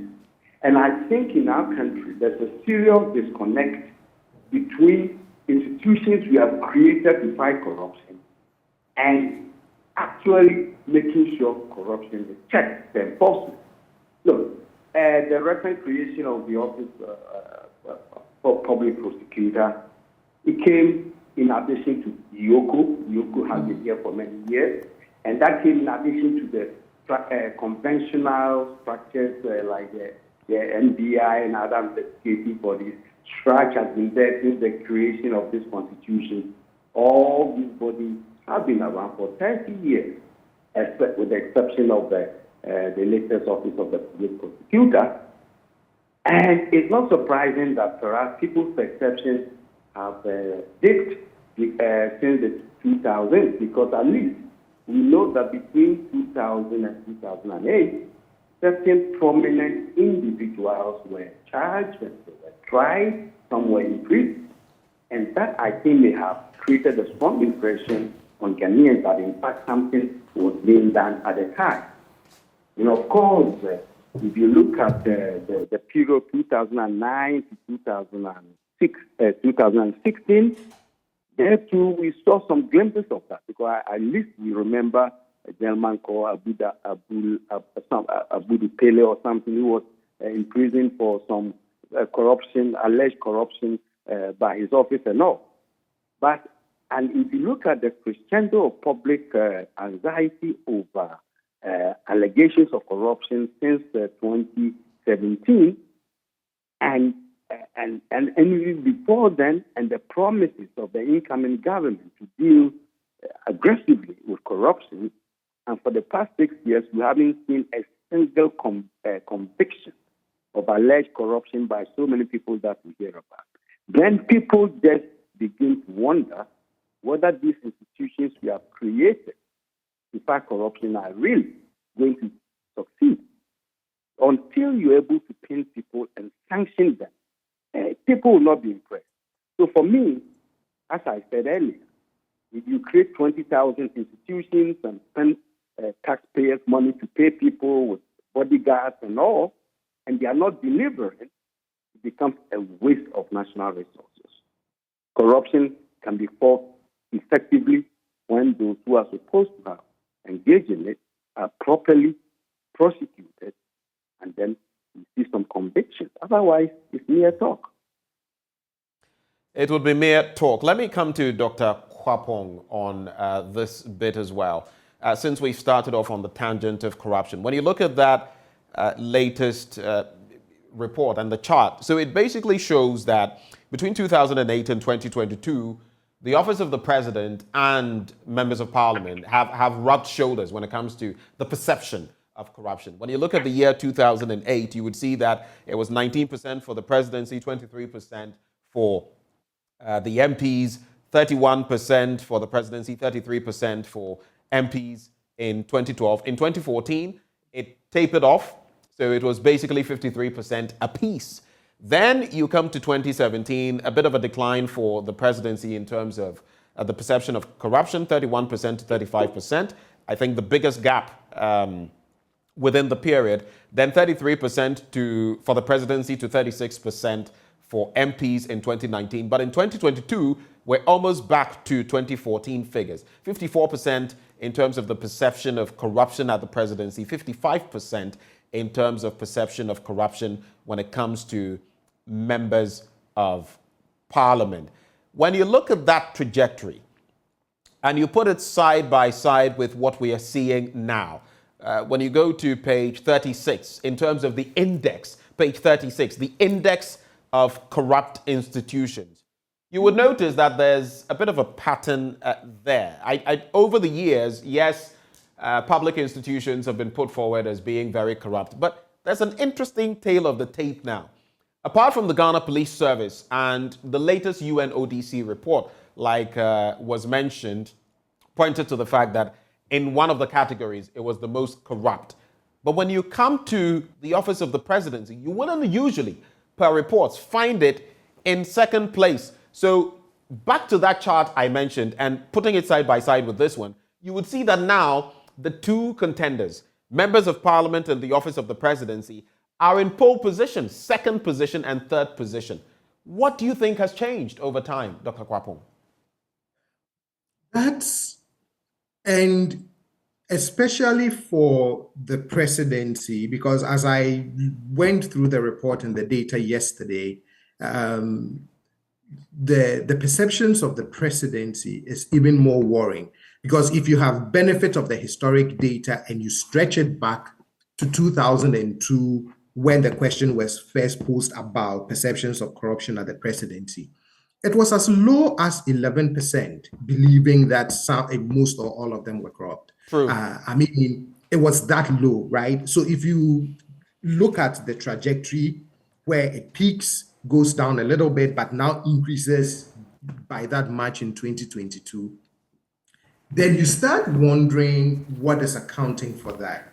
I believe that I think over the years, you tend to hear some of these allegations, stories reported in the media, not only now, happening, let's say, within the public services or within MMDAs, things like that, right? But every so often now, you either hear stories from the presidency or linked to the presidency or some association with the office. And remember, the question is also the presidency and officials working in his office. So it could be a story about a staffer. It could be a story about an appointee. And all of that circles back to the institution of the presidency. And so you start wondering what is happening that is causing this change in perception, particularly of the presidency, when there was a time where only as low as 11% perceived them to be corrupt, compared to now we are at almost 55. And that can't... That doesn't mean the people are waking up? Are people waking up? Are people becoming more discerning to the realities?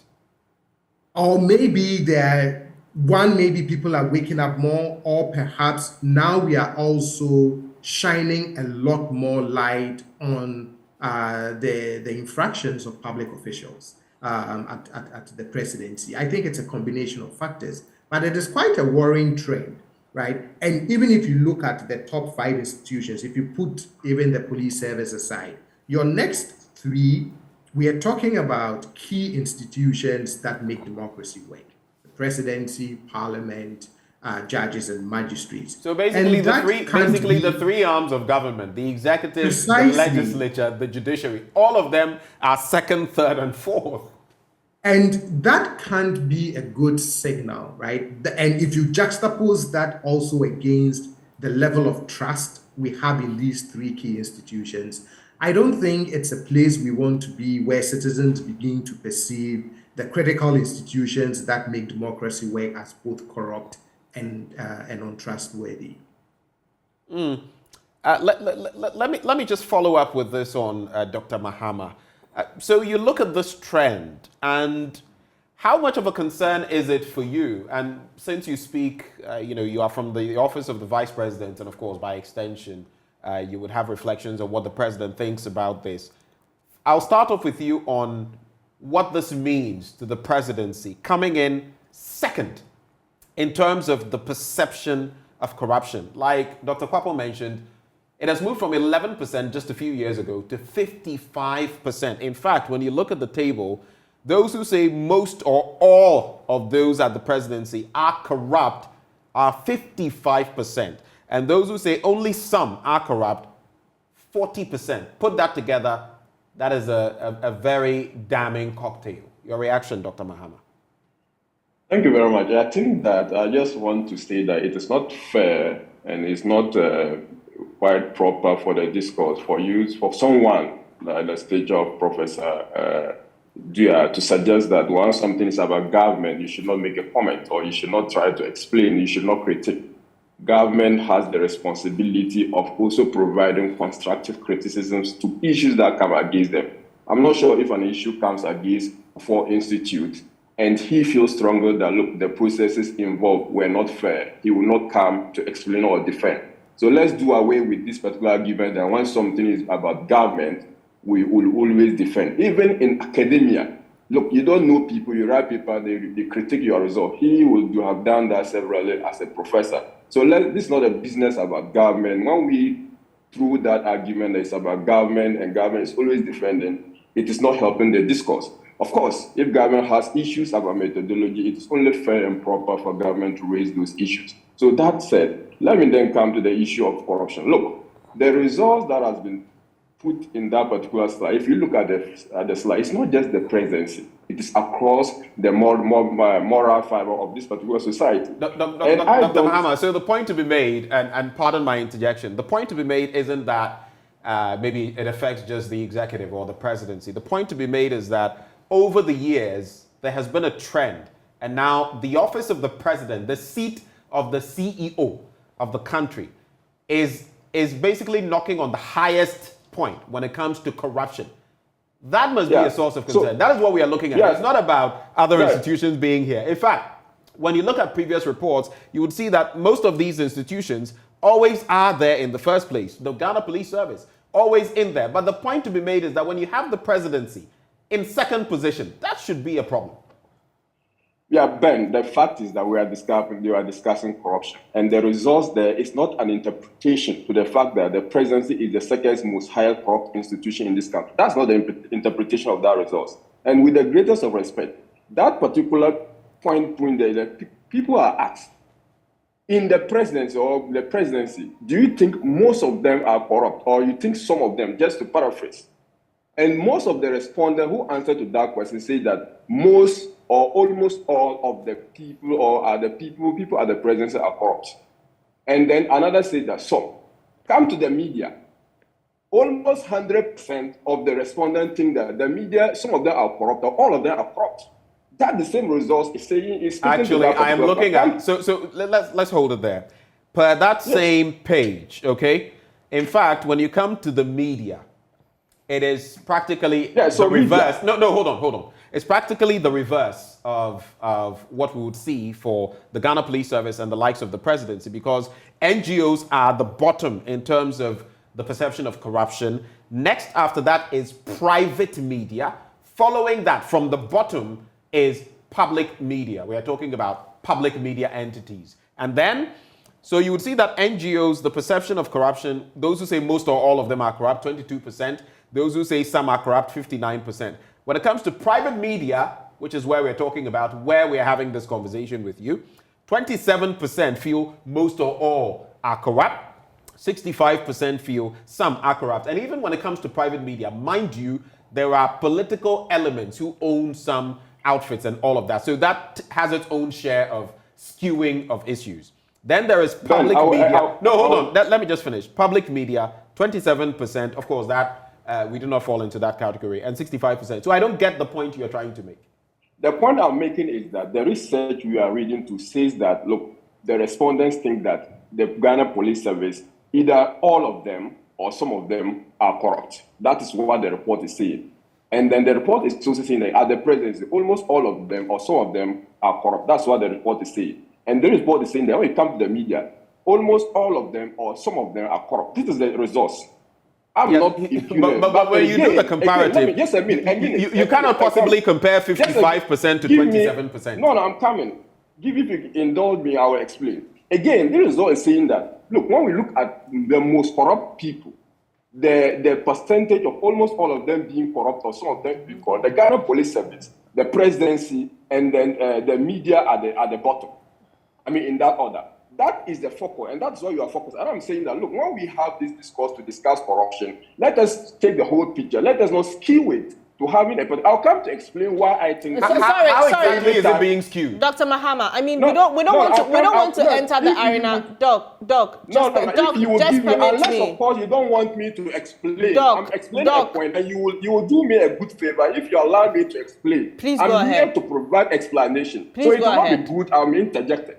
So when we look at the office of the president, the reason why office of the president and the police will always come first in any survey you do on opinion poll is because of the contact with the people. How many of the 2,400 respondents would have had a contact with the journalists? How many of the 2,400 respondents would have had a contact with the traditional ruler? How many of the 2,400 respondents would have had a contact with the business executive? So when you look at the contact level, you realize that politicians always, almost all the time, have contact with the people, and the perception of corruption is likely to be very high. Is it not also because maybe the people see what is happening, the people who may be responding here are the very people who may have benefited from this or that or an attempt to buy votes? Don't you think that could be the reason? It points to the point of contact. It points to the point of contact. That's the point I'm making. So when we have this result, look, we need to interrogate the results thoroughly. And look, without contact, you cannot even be able to ascertain whether a person is corrupt or not. Or you cannot even be able to form an opinion about the person's corruptibility or the otherwise. So when we discuss this, let us put all those things into the basket and discuss them. Look, corruption is pervasive in this country. I am not holding brief for any executive. I'm not holding brief for any member of parliament or any judge or magistrate. What I'm just saying is that when we are presented with results to interrogate, let's look at the details of this particular report. Let us not be like, oh, this is an government trying to defend government corruption or other. That is not far from it. I would support any move, and this government has done a lot in fighting corruption. And you put the question to Professor, and Professor made an excellent point. Look, it's one thing about putting measures and one thing about the measures work. And because there are human beings involved, we must always continue work to ensure that we rid this country out of corruption. Right, Dr. Mahama, thanks for your submission. I just wanted to say there that when you say that, when you interpret that the media is almost all the media or all of them are corrupt, at least that's not what we are seeing here. The majority of the respondents say that the media, public and private, aren't corrupt. So it's the that's not what the result is saying. The result is saying that majority of the respondents think that some members of the media are corrupt. Yes. While a small percentage think that all of them are corrupt. Yes, this is what So this is what the result is saying. So let us not read differently. Right. Yeah. Let's come to the issue of fighting corruption. When it comes to what people think about government performance in fighting corruption, in 2017, 30% thought that it was fairly or very badly in terms of the performance, and 60% thought it was fairly or very well. Now, fast forward to 2022, and there's such a wide yawning gap. 85% believe that it is fairly / very badly, and 14% believe that it is fairly or very well. How does that come across to you, despite, let's focus on this government, creation of the Office of the Special Prosecutor, the president coming out to say that he wasn't going to entertain corruption in his government, and that if people were looking for a way to make money, it wasn't to work under him. Despite all of this, people still think that the president hasn't done well in fighting corruption. Yeah, I think that overall, as I mentioned, when it comes to perception of corruption, I don't always see the perception come down. Since the 1990s or early 2000s, as mentioned, it's been difficult to find a trend where people think that, look, this country is not corrupt, the politicians are not corrupt. But that said, we have a situation where a government that has invested or increased the allocation of funding to SRAJ over 38% of funding. We have the Office of a Special Prosecutor Act 2019 that guaranteed beneficial ownership. We've also been able, the Witness Protection Bill has been passed, and all these particular measures still, Office of the Special Prosecutor you mentioned, you still have the perception of corruption going high for this particular country. We may have to ask ourselves, why is it so?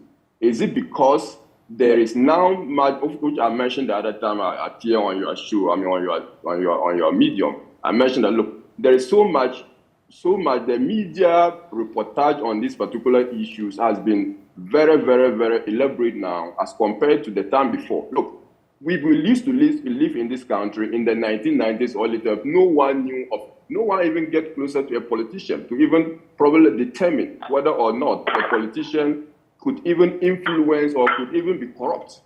But now the democracy we are practicing, and then the sunshine on information, the passage of the right to information bill by this particular government, all of which will contribute to people knowing that, look, there is a perception of corruption. Sorry, Dr. Mahama, please permit me. This has to do specifically with fighting corruption.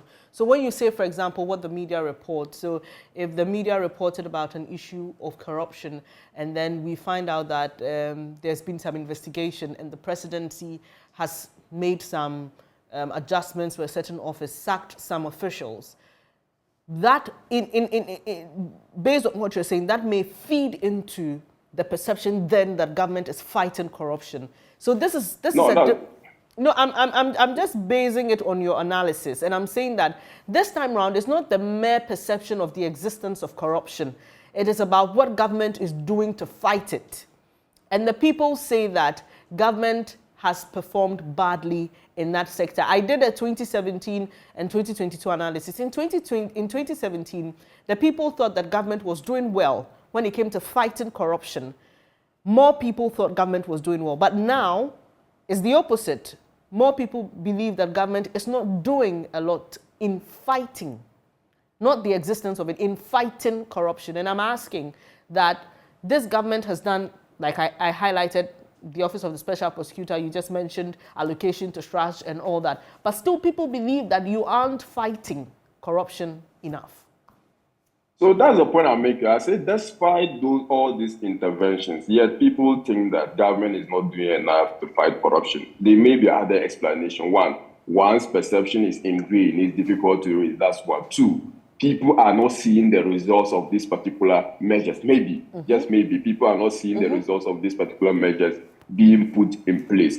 Thirdly, people are not sometimes even aware of these particular measures being put in place. These are the factors that would explain why, despite the measures you yourself you've attested to, people still think the government is not doing well enough to fight corruption. Look, my problem with the issue of corruption, and if these are personal, these are not government, it's like the institutional framework, the democracy we have chosen for ourselves, has made it extremely difficult for us to fight corruption.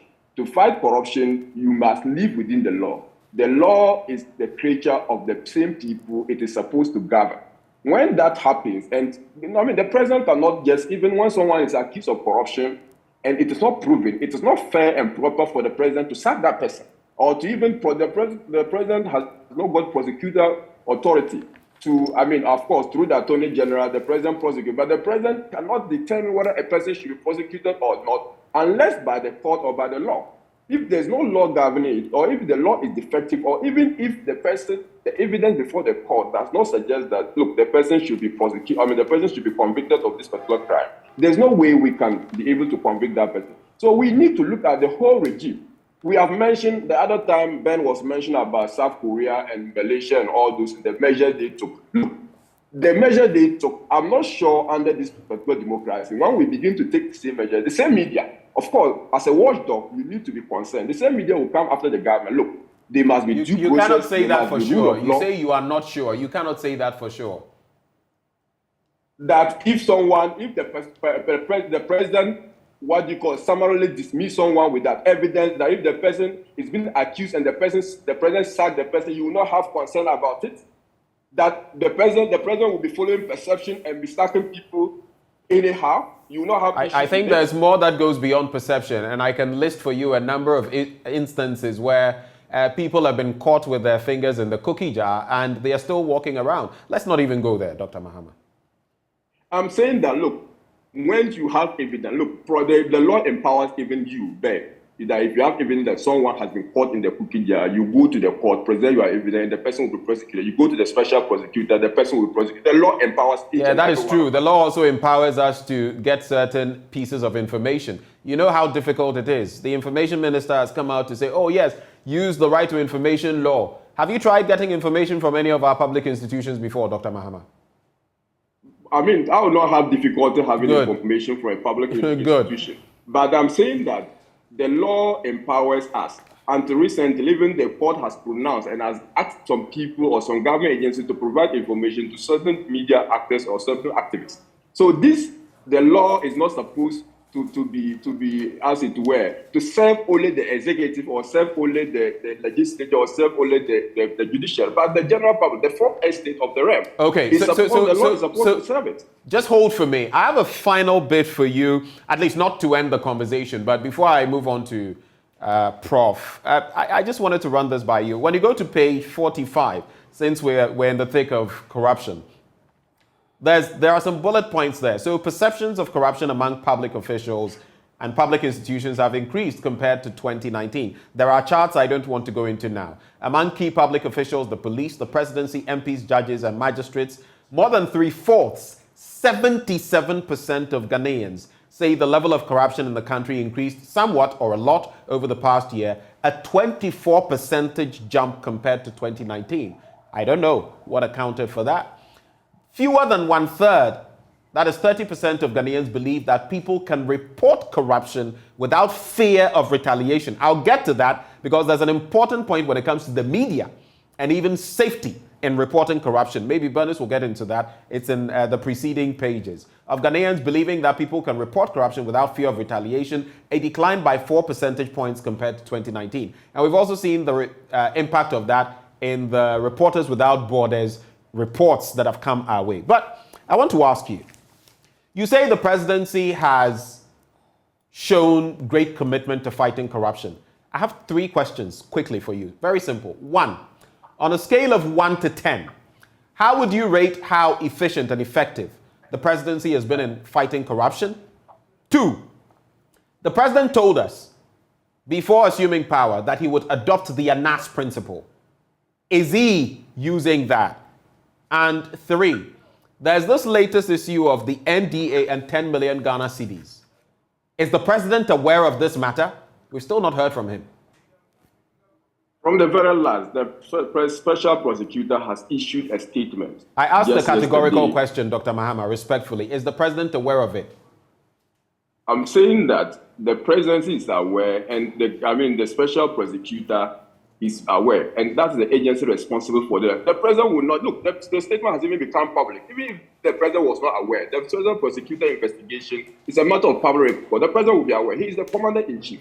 Every information on this particular country, the president should have the right. He should have even the first. So as a doyen, as someone fighting corruption, the way you paint, the picture you paint, it's been how many weeks now since this information has been out? In fact, giving credence to it, just last week for Martin Kpebu to take on the presidency and say certain things that the presidency found unpleasant. But the president is aware, and as someone fighting corruption the way he is, he's not spoken to the issues up to now. You feel that is okay?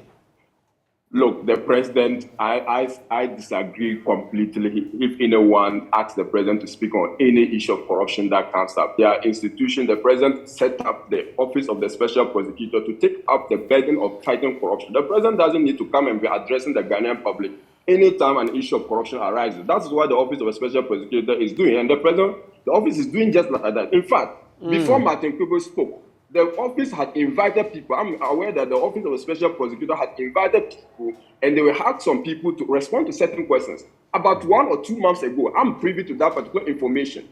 The first time I heard of that information was when Martin Kebo also appeared on JoyNews. The first time he talked with Samson, and he mentioned this thing. As at that time, the office of the special prosecutor had already taken steps. And if you read their statement, if you have read their statement, they would have told you the time they invited some of those particular people. So the president is aware of that. Two, the analysis principle that you said the president had mentioned that he was going to take. Look, personally, when analysis principle is being adopted, I have my fundamental issues with it. Not that I am a lover of corruption or look, I believe that people should not be entrapped. That is one thing. And when analysis principle is involved, there are this particular contention of whether or not. Look, why is it that the analysis principle has not been able to give us the result? Nyantechi was involved. He was accused. There are a lot of corruption activities that probably they are not reported, but they cannot be able to stand the rigors of the judicial process. So the president, being a lawyer himself, would have advised himself, look, some of these particular measures, if you do them, you cannot stand the test of time. Are you suggesting that the president has shifted from will adopt the ANAS principle to now will adopt other principles apart from the ANAS principle? Just clarify. The president had said that he was going to adopt the ANAS principle, but when he came to office, he has signaled to the country that I am introducing a bill to Parliament to form an office of the special prosecutor, and that office is supposed to prosecute. So he had already told you, he had already told the Ghanaian people what he intended to do. If the president was interested in recruiting investigators and letting them go into the offices and find out corruption, he would have communicated that to us. So the president setting up the office of the special prosecutor is a communication to us, up in issue that, look, this is what the president wants to go in the issue about fighting corruption. Okay, so at least it's good you've clarified for us. The president has moved away from the ANAS principle. At least now we know. How would you score, just before Bernice comes in, because we have to get on to other matters, how would you score the presidency in terms of the fight against corruption on a scale of 1 to 10? I think that the president, on a scale of 1 to 10, I would have given the president 8. Did you say 8? 10. I'll give the president 8 of the 10. Look, the reason why I'm giving the president 8 is, look, if you ask me, how has this country fared in the fight against corruption? I'll say that this country has done maybe good or fairly good, 6, 5. I will say that. But if you ask of the president's effort in fighting corruption, I'll give the president 8. And the reason being, the president has done whatever is necessary. However, there are other institutions of government that are supposed to work. If they are not doing the work, if the law is defective, the parliament has to play its role. If judiciary is not proactive, judiciary has to play its role. So I don't want to blame the government, the president, if measures being taken are not necessarily working. Okie doke. Bernice. Right. Okay. So moving to another aspect of this conversation, let me start with you, Dr. Osai Kwapong. It has to do with the fear people have when it comes to reporting issues of corruption. So quickly, let me just bring what the findings are in that regard. Risk of retaliation of reporting corruption. In 2019, 34% of the respondents said they can report without fear. The number dips in 2022 to 30%. In 2019, 61% of respondents spoke about the fact that there's a risk of retaliation or other negative consequences when it came to reporting corruption. And in 2002, the number increased to 69%. Now, we've spoken a lot about institutions and the fact that these institutions have been put in place to tackle corruption. But when you have a situation where the police service, which is supposed to provide safety to Ghanaians, especially when it comes to issues where their lives are being threatened as a result of certain positive actions they've taken. Hello, Dr. Osai Kwapong? Yes, I'm here. Oh, okay. I thought you were the one saying hello. I can hear you, yes. So when it comes to the police that's supposed to protect people who feel their lives are being threatened, being at the top of the corruption perception ratings.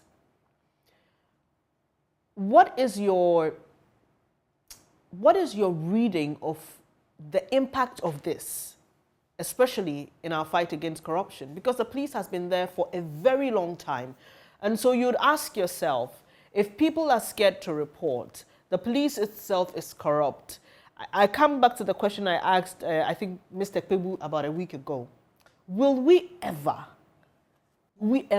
get to the point where we feel like we are making some headway when it comes to the issue of corruption? You're right. I think what more and more what you're seeing is that this is an extremely difficult fight, right? So whilst we believe that perceptions are high, we believe that public institutions are corrupt, we also are afraid to report incidences of corruption for fear of retaliation. So then you say to yourself, how do you actually then fight corruption? One of the things that Dr. Mahama pointed to was the issue of due process. And I remember there was a time when the president was asked about how come that when someone is cited or alleged to have been involved in corruption, he quote unquote appears not to have done anything about it, or doesn't appear to be doing anything about it. And he said something very instructive, which I share that sentiment, but I'll add a caveat to it. One of the things he said was, not until you are in a problem with the law, you would actually not appreciate due process, right? That when you get into trouble, that is when you would want all the legal protections afforded to you, the presumption of innocence, the right to counsel, etc., etc. I think what we tend to do in dealing and fighting with corruption is we treat it purely as a legal matter. So if I'm accused, if Dr. Mahama is accused, if you are accused, we subject it to strict legal proof and we want the legal process to deal with it. And of course, we know that legal processes are very long. But again, like the president said, when you are in trouble, that is when you appreciate due process. But there is also a political angle involved in the fight of corruption. And for me, public opinion in terms of how well a government is fighting corruption is one in how politically a government deals with some of these things. Because, I mean, how many ordinary citizens would follow a corruption procedure in the court on a daily basis, read updates about it and see what is happening, versus imagine the president, standing behind a podium, condemning an individual, but saying, I'm also going to refer you to the legal process. I hope they deal with you. Or, certain political signals like, look, I know you're presumed innocent until we can prove you guilty. But for the time being, you can't be part of my government until the legal system clears you.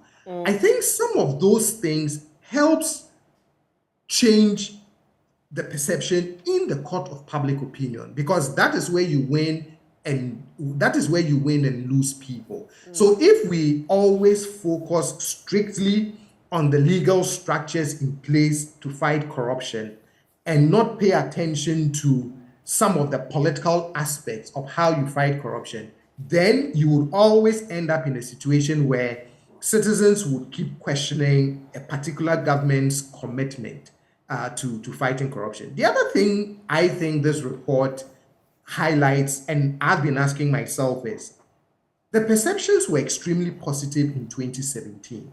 So the point of reflection for the current government is, what has happened between 2017 and 2022 when citizens believe that they were doing very well in the fight against corruption, the level of corruption had decreased somewhat and all of that. And all of a sudden, within a space of 5 years, when they are being asked these same questions, their perceptions of the government has changed. That for me is the worrying point and the point of reflection for the government to say, what is it that we are doing or not doing that all of a sudden is changing the way people perceive us and people feel about us on this matter of corruption. But ultimately, it also shows, as Dr. Mahama said, how endemic the situation is, and how the fight is extremely difficult. But again, if we are going to always leave it as a purely legal matter, then it would be very difficult to change some of those public perceptions. That there are certain things that I believe we can also do wait as you wait for the full legal process to play out. I mean, what do you do, for example, with the Auditor General's report when it shows all of these infractions that are happening in the MMDAs? Unless you see certain moves, maybe like the actual surcharges, people actually being made to repay certain monies, paid without support of, receipts, things like that. I think some of those things, if we see a lot of that, may bring people's confidence back in our fight against corruption. The last thing I would say is, the other thing you would also notice in Afrobarometer is that in the first couple of rounds, when citizens were asked about the most important problem, for a while, corruption didn't even feature in the top 10, right? But now we are seeing corruption featuring in the top 5 as the most important problem to be dealt with by government. So it's quite complex, right? Now we recognize that we must do something about corruption. We are also afraid to report it because we fear retaliation, but our perceptions of public corruption is also growing. And it's a complex matter that needs to be carefully taken apart to see how best we can fight it, both politically, but also relying on the legal system to do justice with people caught in acts of corruption or alleged to have been caught in acts of corruption. Dr. Akakpo, very quickly, it's just a follow-up on what Bernice said. So 2 quick points. When you look at page 9 and you look at those rejecting one-party rule, it stands at 89%. Those rejecting one-man rule, 88%. Those preferring democracy, 76%. An interesting dip. But when it comes to rejecting military rule, I just want to... There are some 33% people who are not feeding into this, rejecting military rule. 67% are for it. How about the 33% who are not? And that also brings me to how that could be shaping up against the approval rating of Mr. President. It has interestingly moved from 61% in 2019 to 30%, in fact, described as the worst performance of any president in 20 years. How do you react to that quickly? So I will try not to make a connection between our rejection of authoritarian regimes and the president's approval rating. Yes, we still reject one party, one man. We've seen a bit of a dip in the extent to which we reject military rule, right? We are at almost 7 out of 10. But when you put it all together, I still believe that we are I'm still very convinced that our democracy is safe and we have made our peace with democracy, despite some of these challenges that we are facing. If you look at the president's approval rating, and again, it goes back to the question that I just asked, which is, why is it that for a president that was seen very positively and thought highly of in 2017, or even in the pre-election surveys in 2016, and even in the pre-election surveys in 2020, right? That what is it that is happening that is fueling this new perception about this presidency where trust has gone down, perceptions of corruption has gone up, approval rating has even dipped to the lowest that we've seen in the course of the Afrobarometer. And for me, that is really the point of reflection for the government and particularly the presidency, to begin to ask, why are citizens losing faith in us, and what is it that we can do to restore some of that really goodwill that we had in 2017 with the Ghanaian citizens. Let me come to you, Professor Agyemang-Duah. So in that Afrobarometer report we are referencing today, we see the presidency, magistrates, MPs, some traditional leaders, even the media. It appears every sector of this nation is perceived to be corrupt. Where then do we start the transformation agenda from? It's a very important, interesting question. And as my colleagues have been saying, fighting corruption is a very difficult task. How we begin this, we have to have a short-term, medium to long-term strategy. The short-term to medium-term will be a leadership that assesses itself in the fight and impress the people through practical actions in terms of vigorously pursuing corrupt people and trying them, putting them through the legal processes, and convicting them when they're in. Because that is the way to impress the people that something is really happening. Now, I think that's happening. You look, I do agree with my friend Dr. Mahama earlier that we cannot expect the president to be accusing, alleging, and mentioning people and all that. We have institutions that the way our centralized political system is, it's easy for all of us to quickly point to the president. After all, he's the CEO. So we are right in doing that. But what is an issue here is why the institutions specifically set up to fight corruption are not being proactive. When a case is reported, it takes years for the investigations to continue, and most of them just die in the process of the investigation. So what I'm suggesting is that in the short to medium term, certain practical actions, the president or the government, the institutions become more assertive and proactive in fighting it. For the longer term, this country needs a real transformation. And I go back to our school system, because our schools are not teaching our children ethics, civil responsibilities, and these kinds of values that we all need. What strikes me most about the current day, especially the report from the UN and the SRAG and the South Africa, clearly the whole country is rocking. And we can only transform it if we begin education, both informal and formal education structures. That will begin to impress on people our task and the responsibilities that each of us have in fighting. Because after all, people who get into government, including the president, are people from within us. They are Ghanaians. We live with them. So if we are rotten, as these reports are indicating, head teachers, police, judiciary, you name them, if they are all corrupt, then anybody who is elected into government will be corrupt. That's my point. So therefore, in the long term, we have to have a certain education, maybe re-educating ourselves and how we can behave towards it. So these are just my quick points of that. Appreciate your time here. Professor Bafo Ajimandua is Chief Executive Officer of the John Kufuor Foundation. Benjamin. Just to wrap the conversation with you, gentlemen, we've run out of time, but I'd like to find out from you, Prof. I know there's a gathering of young people, businesses in Kumasi coming up under the auspices of the Kufuor Foundation. What can you tell us about that briefly? Oh, thank you. In fact, I'm in Kumasi for that purpose.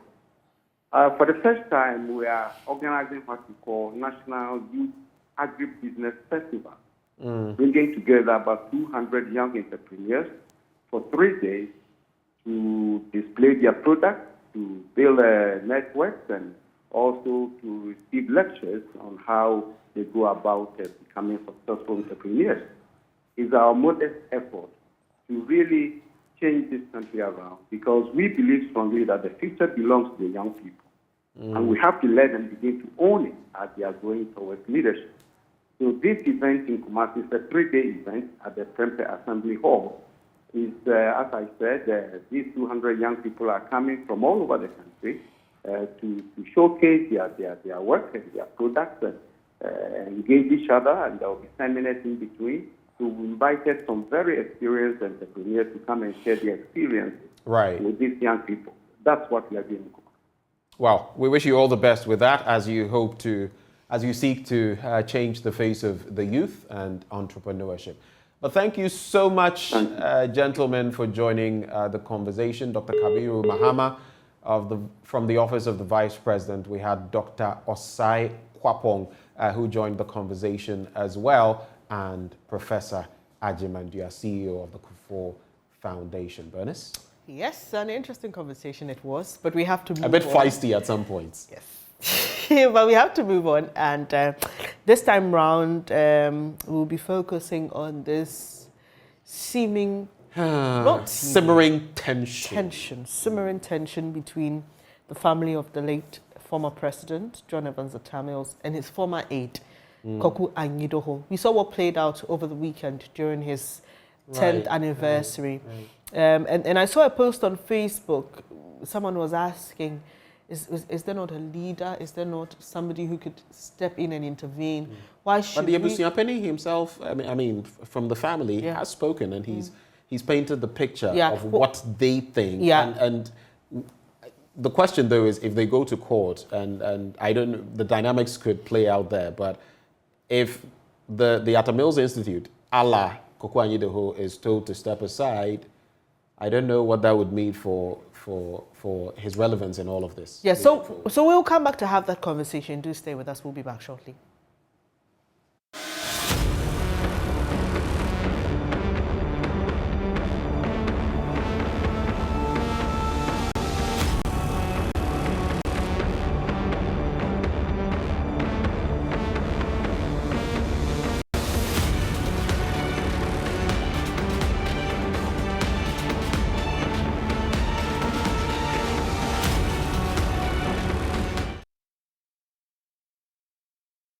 Thank you so much for staying here on the AM show. Let's now have that conversation about the family of the late former President John Evans Atta Mills considering legal options in regards to dealing with the feud between the family and his former aide, Koku Anyidoho. The family says it will consider all legal options available, and we heard from the Abusiapeni, who is also brother of the former President Kadman Mills, speak at a lecture to commemorate 10 years since his passing. Well, we've been joined by Inusa Fuseni, who is a lawyer and also a member of the NDC, to consider both the legal options and the party's position on this matter. Good morning. Thank you so much for joining us, sir. Bernice, how are you? I'm doing great. Thanks for asking. So let's start off with what the legal options are here. So one, Professor Mills was a statesman. He belonged to a family as well. So one will ask, what is so wrong with an individual who doesn't belong to the family creating an institute, tagging his name, just to keep his legacy running? What's so wrong with that? And are there any legal options the family can consider? Well, that's a very good question. You need to unpack the questions on many levels. First of all, there's absolutely nothing wrong with an individual wanting to immortalize the values and the person of the person of another who is there, but who significantly influenced him, who significantly influenced a country, who pursued a cause, which cause is worth emulating. There's nothing wrong. But because that individual comes from a family, because that individual have people who own him, who claim him, it is always better, wise, and, well, if you want, well, for want of better word, to try to accommodate that individual's family within the larger sphere of what you are doing, to seek the blessing of the family, to be able to do that. Because you see, if in doing what you purport to do, you desecrate the memory of that person, you bring about division between the family and yourself. You will not be championing a cause which clearly will have the families buy in, and that could be problematic.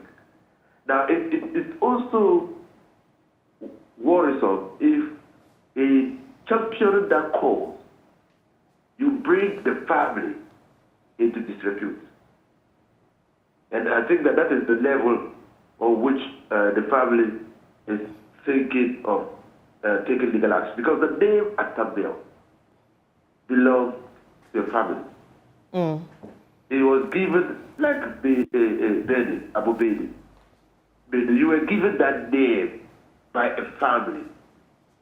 That family owns that name. They gave you that name. And so you belong to your family. Dead or alive, a person belongs to your family. And so it is important that in anything that you do, in real life, when you are living, you do things that do not bring the family's name into disrepute. And if a person is gone, his memory should not bring shame, should not bring division, should not humiliate the family. And that's how I see what is happening now. So, well, Koko Ajidehu is well within his, not right, his mission, what he's chosen for himself, to continue because he worked with the Tamil, he served the Tamil, he appreciates the Tamil, and so he wants the legacy of a Tamil to continue. But who will do that without the families involved? Who will pursue a cause like that without involving the family? Who will pursue a cause like that without taking the blessings of the family? And that's where I see the mismatch.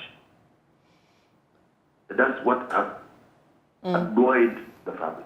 So in this case, when you go to court, what could the argument of the family be? Because you've clearly painted. The family will argue that Koko Ajidehu will be restrained from using the name of Atabel. Okay. Yes, because that's his name. That name was given to him by the family. Interesting. Even though Atabel was the head of state, the president of the Republic of Ghana, the name Atabel belongs to the family. I know you don't speak for the NDC, but I'll be glad if you have answers you could share with us. Was the NDC invited to the event organized by the president at the Asumdwe Park? Well, I'm not aware of that. Okay.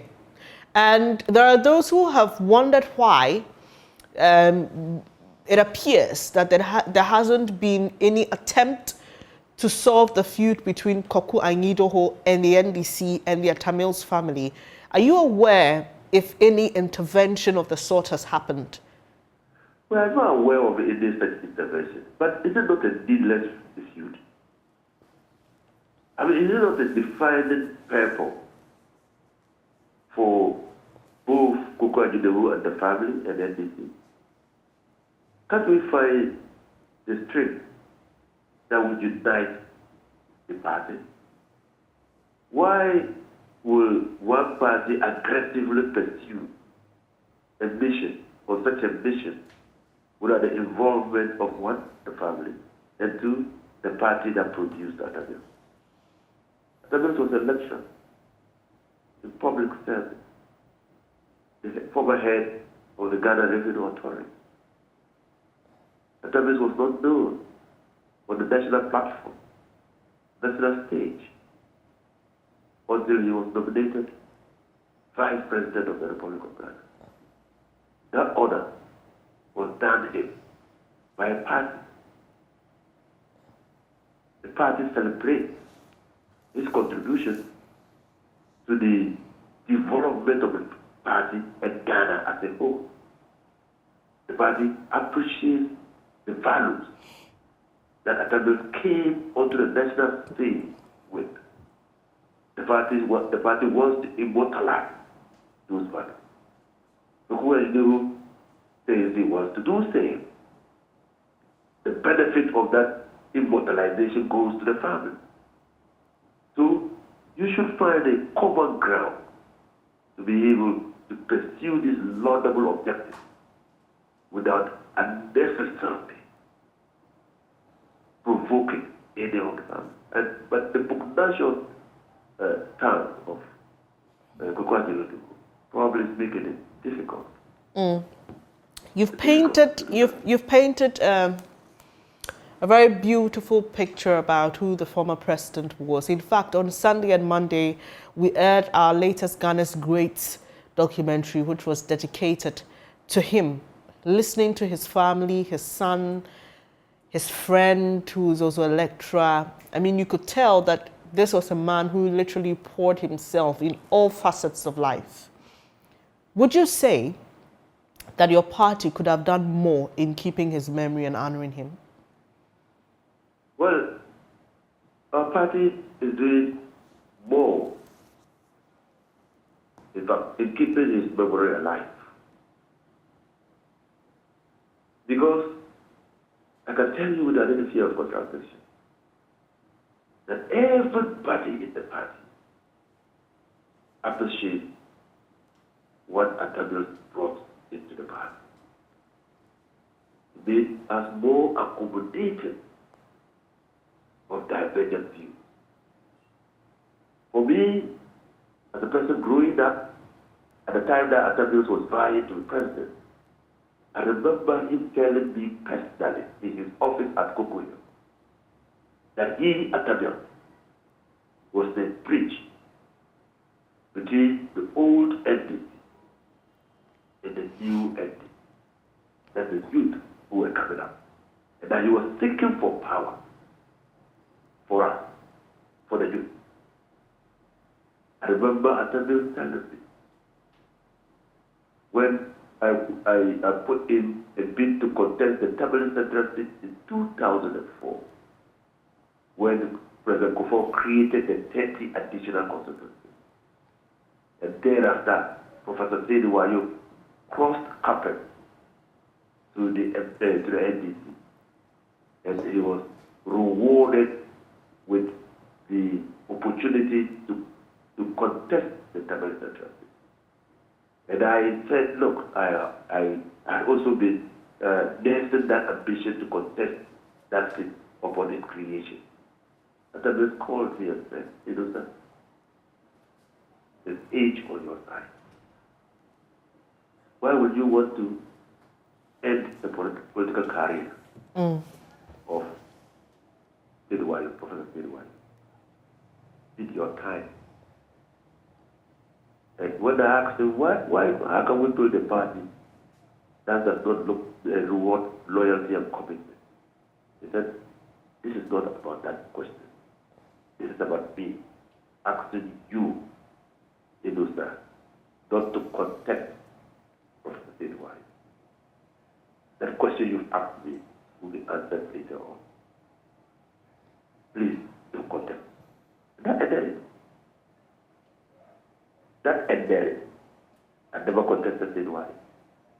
Because he was looking for ways to expand the frontiers of the party. He was looking for ways to get your in a consensus, to build consensus on how the party will be run. He correlated everybody's views. And I'll give you another example. One day a colleague went on TV and lambasted Atabil as president. He was an NDC man. That was the time Fonka came up.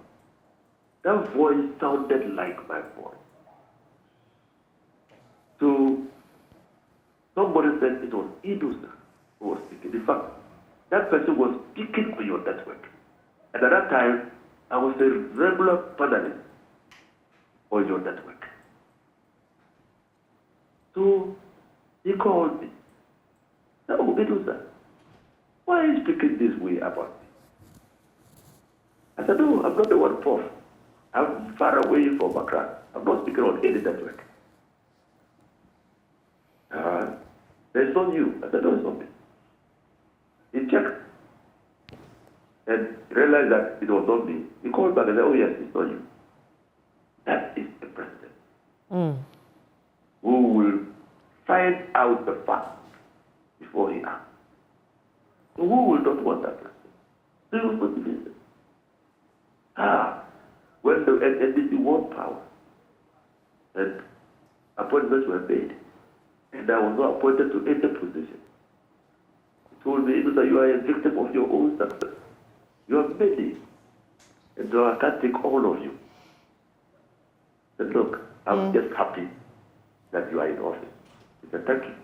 So, you know, that memory of President Bill as a statesman, as a person who was prepared to lay his life for the development of this country, who died without anybody pointing fingers at improprieties done by him while in office, who was not seeking to enrich himself while in office, who gave us clean, dedicated, transparent leadership. It's something worth emulating. And the party sincerely appreciates the sacrifices of Professor Mills. Professor Mills was not in the best of health,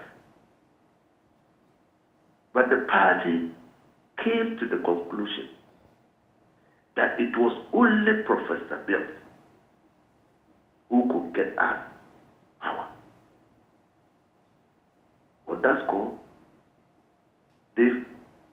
sacrificing his life for the party was not only physical, but it was real. It was real.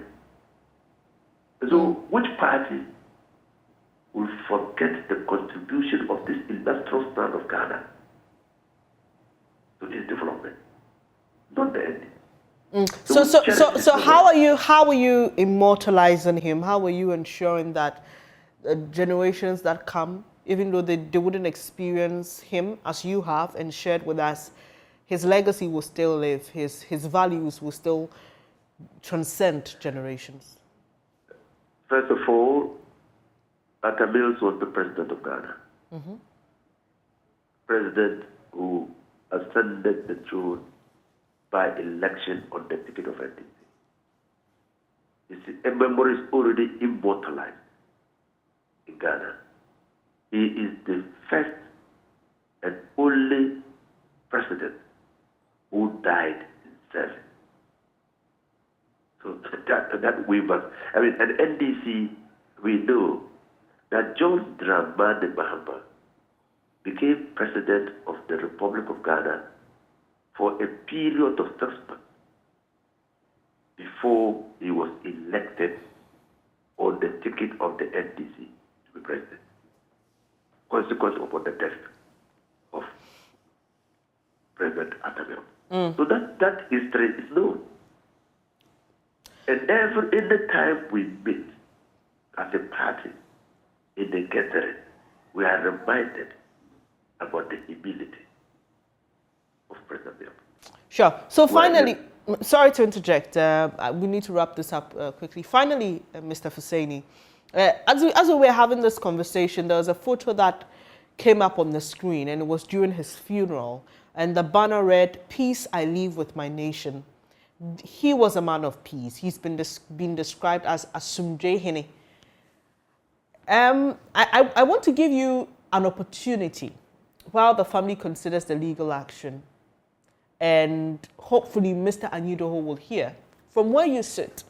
If you have the opportunity to imagine what the former president would have done if this was a situation he was supposed to solve, what kind of advice do you think he would have given, or what do you think his wish would be?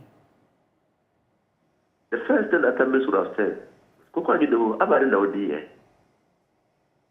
that's the first thing you have said. What are you doing, Kokwanyido?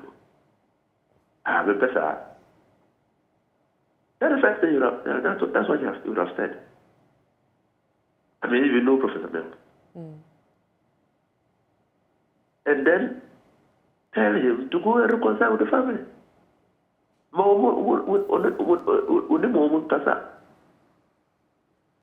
Your father has advised him to do that. I mean, I know Kokwanyido very well.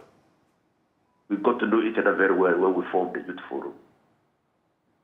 It is through the youth forum that he came close to milk. So he knows we know milk very well. And I advise my brother Akakpo, we've come a very long way. Yes, in a party, people will step on toes. But time is what assuages the head. And if you don't know how to let go, you can't be at peace with yourself. What do you do? Learn to let go and reconcile with those you started the battle with. That's the advice I will give to Akakpo. I'm grateful for your time this morning, Mr. Fuseni. And I think you did quite well with your Fanti, even though you need some lessons there. Thank you for joining us this morning. Inusa Fuseni is former MP for Tamale Central, ending that conversation on rather quite an emotional note, indicating to us what he believes President Mills would have said if he was to solve the situation between his family and his former aide, Koku Angidaho. Shortly, we'll be taking your thoughts and comments on the show. Benjamin will join me. And today we've been discussing the latest Afrobarometer report, and we'd like to hear what you have to say about this. Meanwhile, the attention of World Vision has been drawn to a live television broadcast by a group of people operating under the names World Vision Fund Club and World Vision Foundation on Energy TV and ABTV satellite television stations since June 28, 2022. A review of the video recordings of the programs indicates that these groups are using the logo and some images of World Vision with a view to getting interested people to register with various amounts of money in return for corresponding financial report. Now, World Vision is concerned that its logo and images are being used by the so-called World Vision Fund Club and World Vision Foundation to collect money from the unsuspecting public. World Vision, therefore, disassociates itself from the so-called World Vision Fund Club and World Vision Foundation and their operations and wishes to caution the general public as such. We call on the members of the World Vision Fund Club and World Vision Foundation to desist from using the logo, images, and any other material for their activities forthwith. World Vision is a Christian relief, development, and advocacy organization dedicated to working with children, families, and communities to overcome poverty and injustice. World Vision has been working in all regions of Ghana for the past 42 years. For more information on World Vision Ghana, visit its website. And hello Ghana, happy moment is here. Let's Storm World Cup Qatar 2022 with Storm Energy Drink, Puma Soft Drinks, and Awake Drinking Water from Casapreco Company Limited. Simply buy your favorite Storm Energy Drink, Puma Soft Drinks, and Awake Drinking Water, and text a 4-digit unique number on the neck of the bottle to short code *780# option 2, *780# option 2, and follow the prompt on all networks for free. Be one of the lucky winners to this year's World Cup in the monthly draw. You can also win TVs, fridges, microwave ovens, mobile phones, home theaters, free drinks, and more instantly. Please don't waste any time. Grab a bottle of Storm Energy Drink, Puma Soft Drinks, and Awake Drinking Water, and let's storm Qatar this World Cup. This promotion is on the NLA Caritas platform, and this advert is FDA approved. Remember, terms and conditions apply. When we come back, we'll be taking your comments and views on the big stories we've been discussing. Do stay.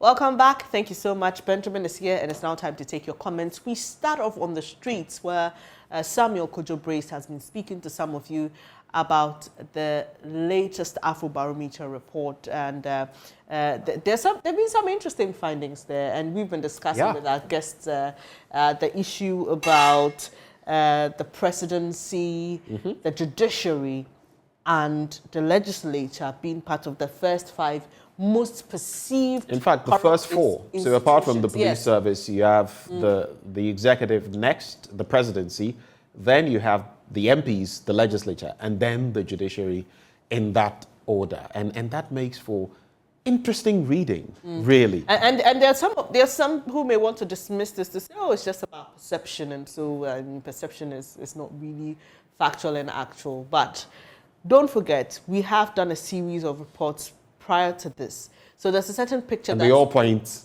in the same direction. And so there's a certain picture that's been painted. But we'll take Samuel Kojo-Brace's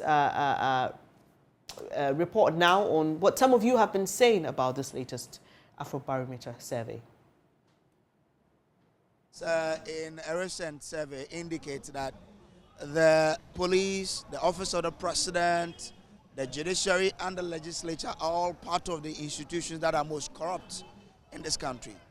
But how are other Ghanaians who probably were not captured in that survey also saying? We're on the street again. Let's engage some more people and understand what they also perceive about these institutions. Chief, good morning. How are you? Oh, I'm good. Yourself? I'm great. So here we are. Some of us do perceive these institutions to be more corrupt. What do you say about it? I'm even surprised the president is now saying that these key institutions are corrupt. I'm surprised. So these are Ghanaians who are saying, not the president. The Ghanaians are saying, are perceiving that. Where are the Ghanaians? I quite remember some prominent man spoke. I forgot the name. He said even unborn babies are corrupt. Yes, you can go to your archives and check. He said unborn babies are corrupt. Babies that are not born are corrupt. So meaning himself giving that statement is corrupt. You understand? So listen, I'm not surprised. Everybody is corrupt.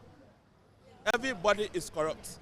Because if a prominent person should mount a podium and talk that unborn babies are corrupt, it's also corrupt. You are corrupt, I'm corrupt, everybody is corrupt. So you agree that these institutions are corrupt? Every institution is corrupt.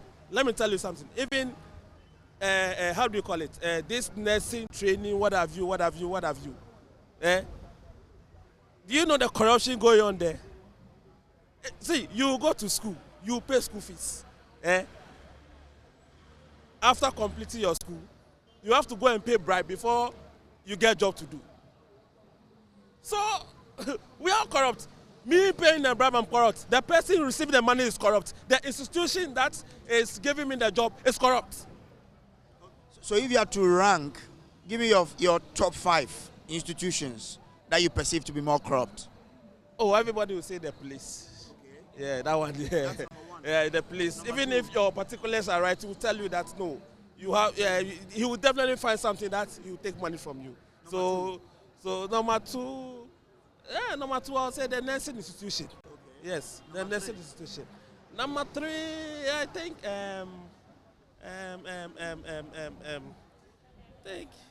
Number three will be Charlie. All the institutions are corrupt. All right, so let's speak to this young lady too. Hi, how are you? I'm fine. How are you? Okay, I'm good. So what's your thought also on the perception that the police, the presidency, the judiciary, the legislature are amongst the most corrupt institutions in the country? What I have to say, right now, the way things are going on is making everyone to do things that will benefit them. So, I think, everyone is corrupt, as they said. Yeah, we don't see things going on in our parliaments, and which I don't know about. So you agree with that? I agree with my brother here. That everyone. Thank you very much. So that's it. Let's try and get some more thought here. Hi, Chief. Good morning. Good morning, sir.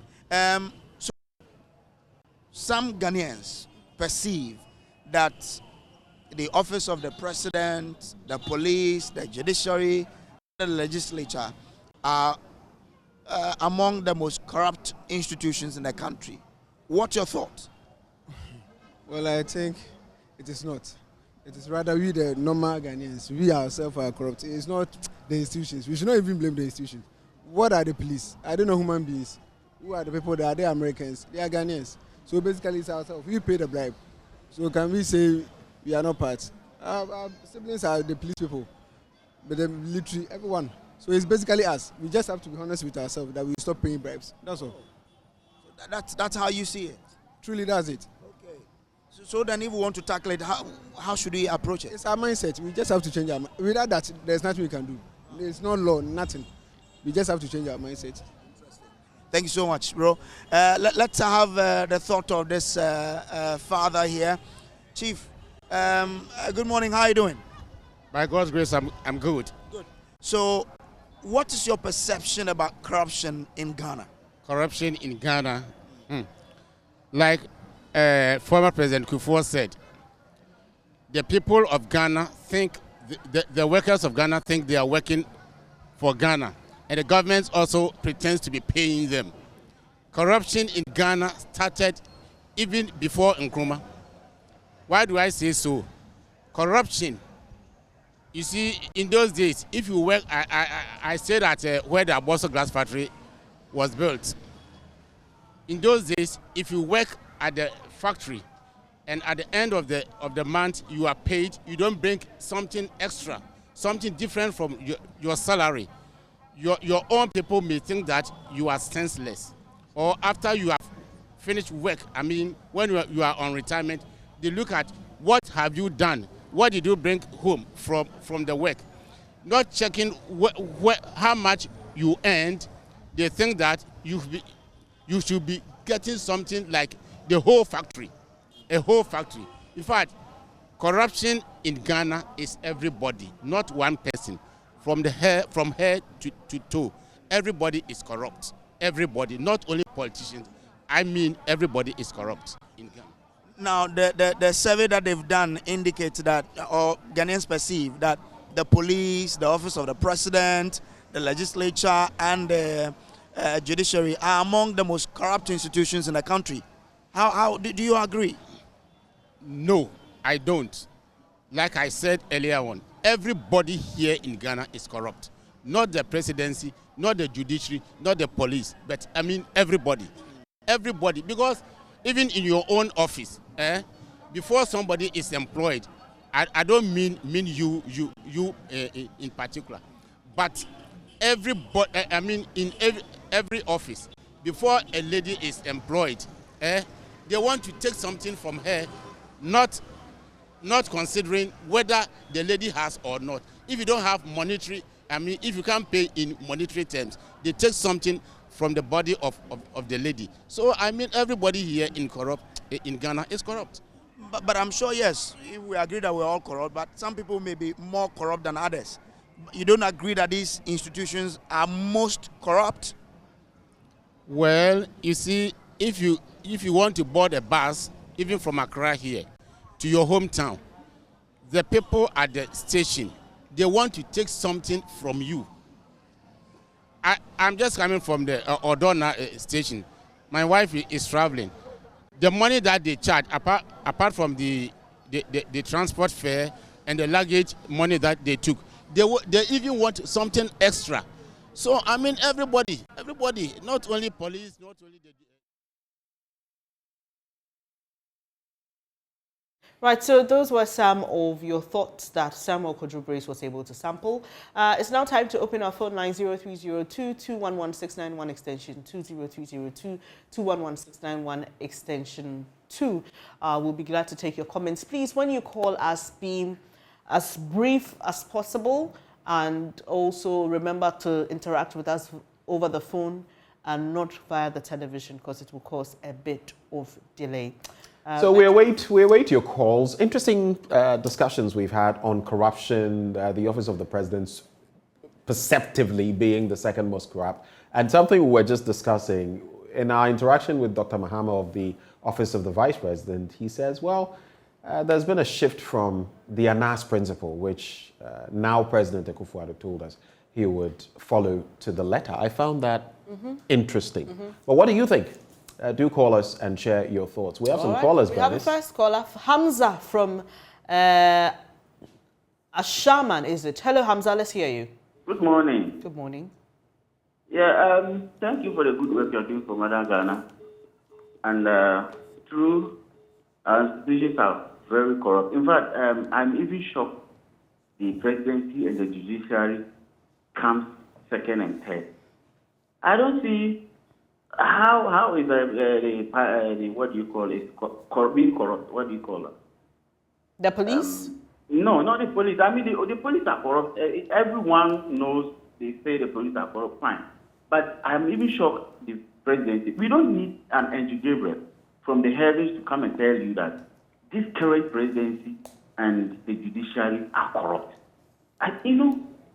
Sometimes I don't just. So Hamza, quickly, let's do this because this is based largely on perception and not experience. What is informing your opinion that the judiciary and presidency are corrupt? Yes, it's a perception, right? And we can hear currently what goes on in the judiciary and in the presidency. Everything is orchestrated over there. So you're saying this, sorry I'm rushing you, we're running out of time. So you're saying this not because you've experienced anything per se with officials of these institutions, but because you have heard about issues of corruption in those institutions. Madam, you can just look at what you call the thing you're putting on right now. Right. These are people perception, right? Right, yeah. So I just wanted your personal experience, but I appreciate your time, Hamza. Unfortunately, we've run out of time. I'm sorry, we have to move on to the next caller. Mohammed is calling us from Adan. Hello, Mohammed, let's hear you. Hello. Hello. Please, let's hear you. I'm Kwame, not Mohammed. Oh, sorry about that. Forgive me, please. All right. What I'm saying is that corruption in Ghana is so serious. And it's like we cannot blame one particular person. It is all of us. You let somebody go to the offices and check attendance time that people go to the office. And time they leave the office. They take money for all this time that they are not there, that they are supposed to be there. It's corruption. They give and take right. At workplaces, people take what is not due them.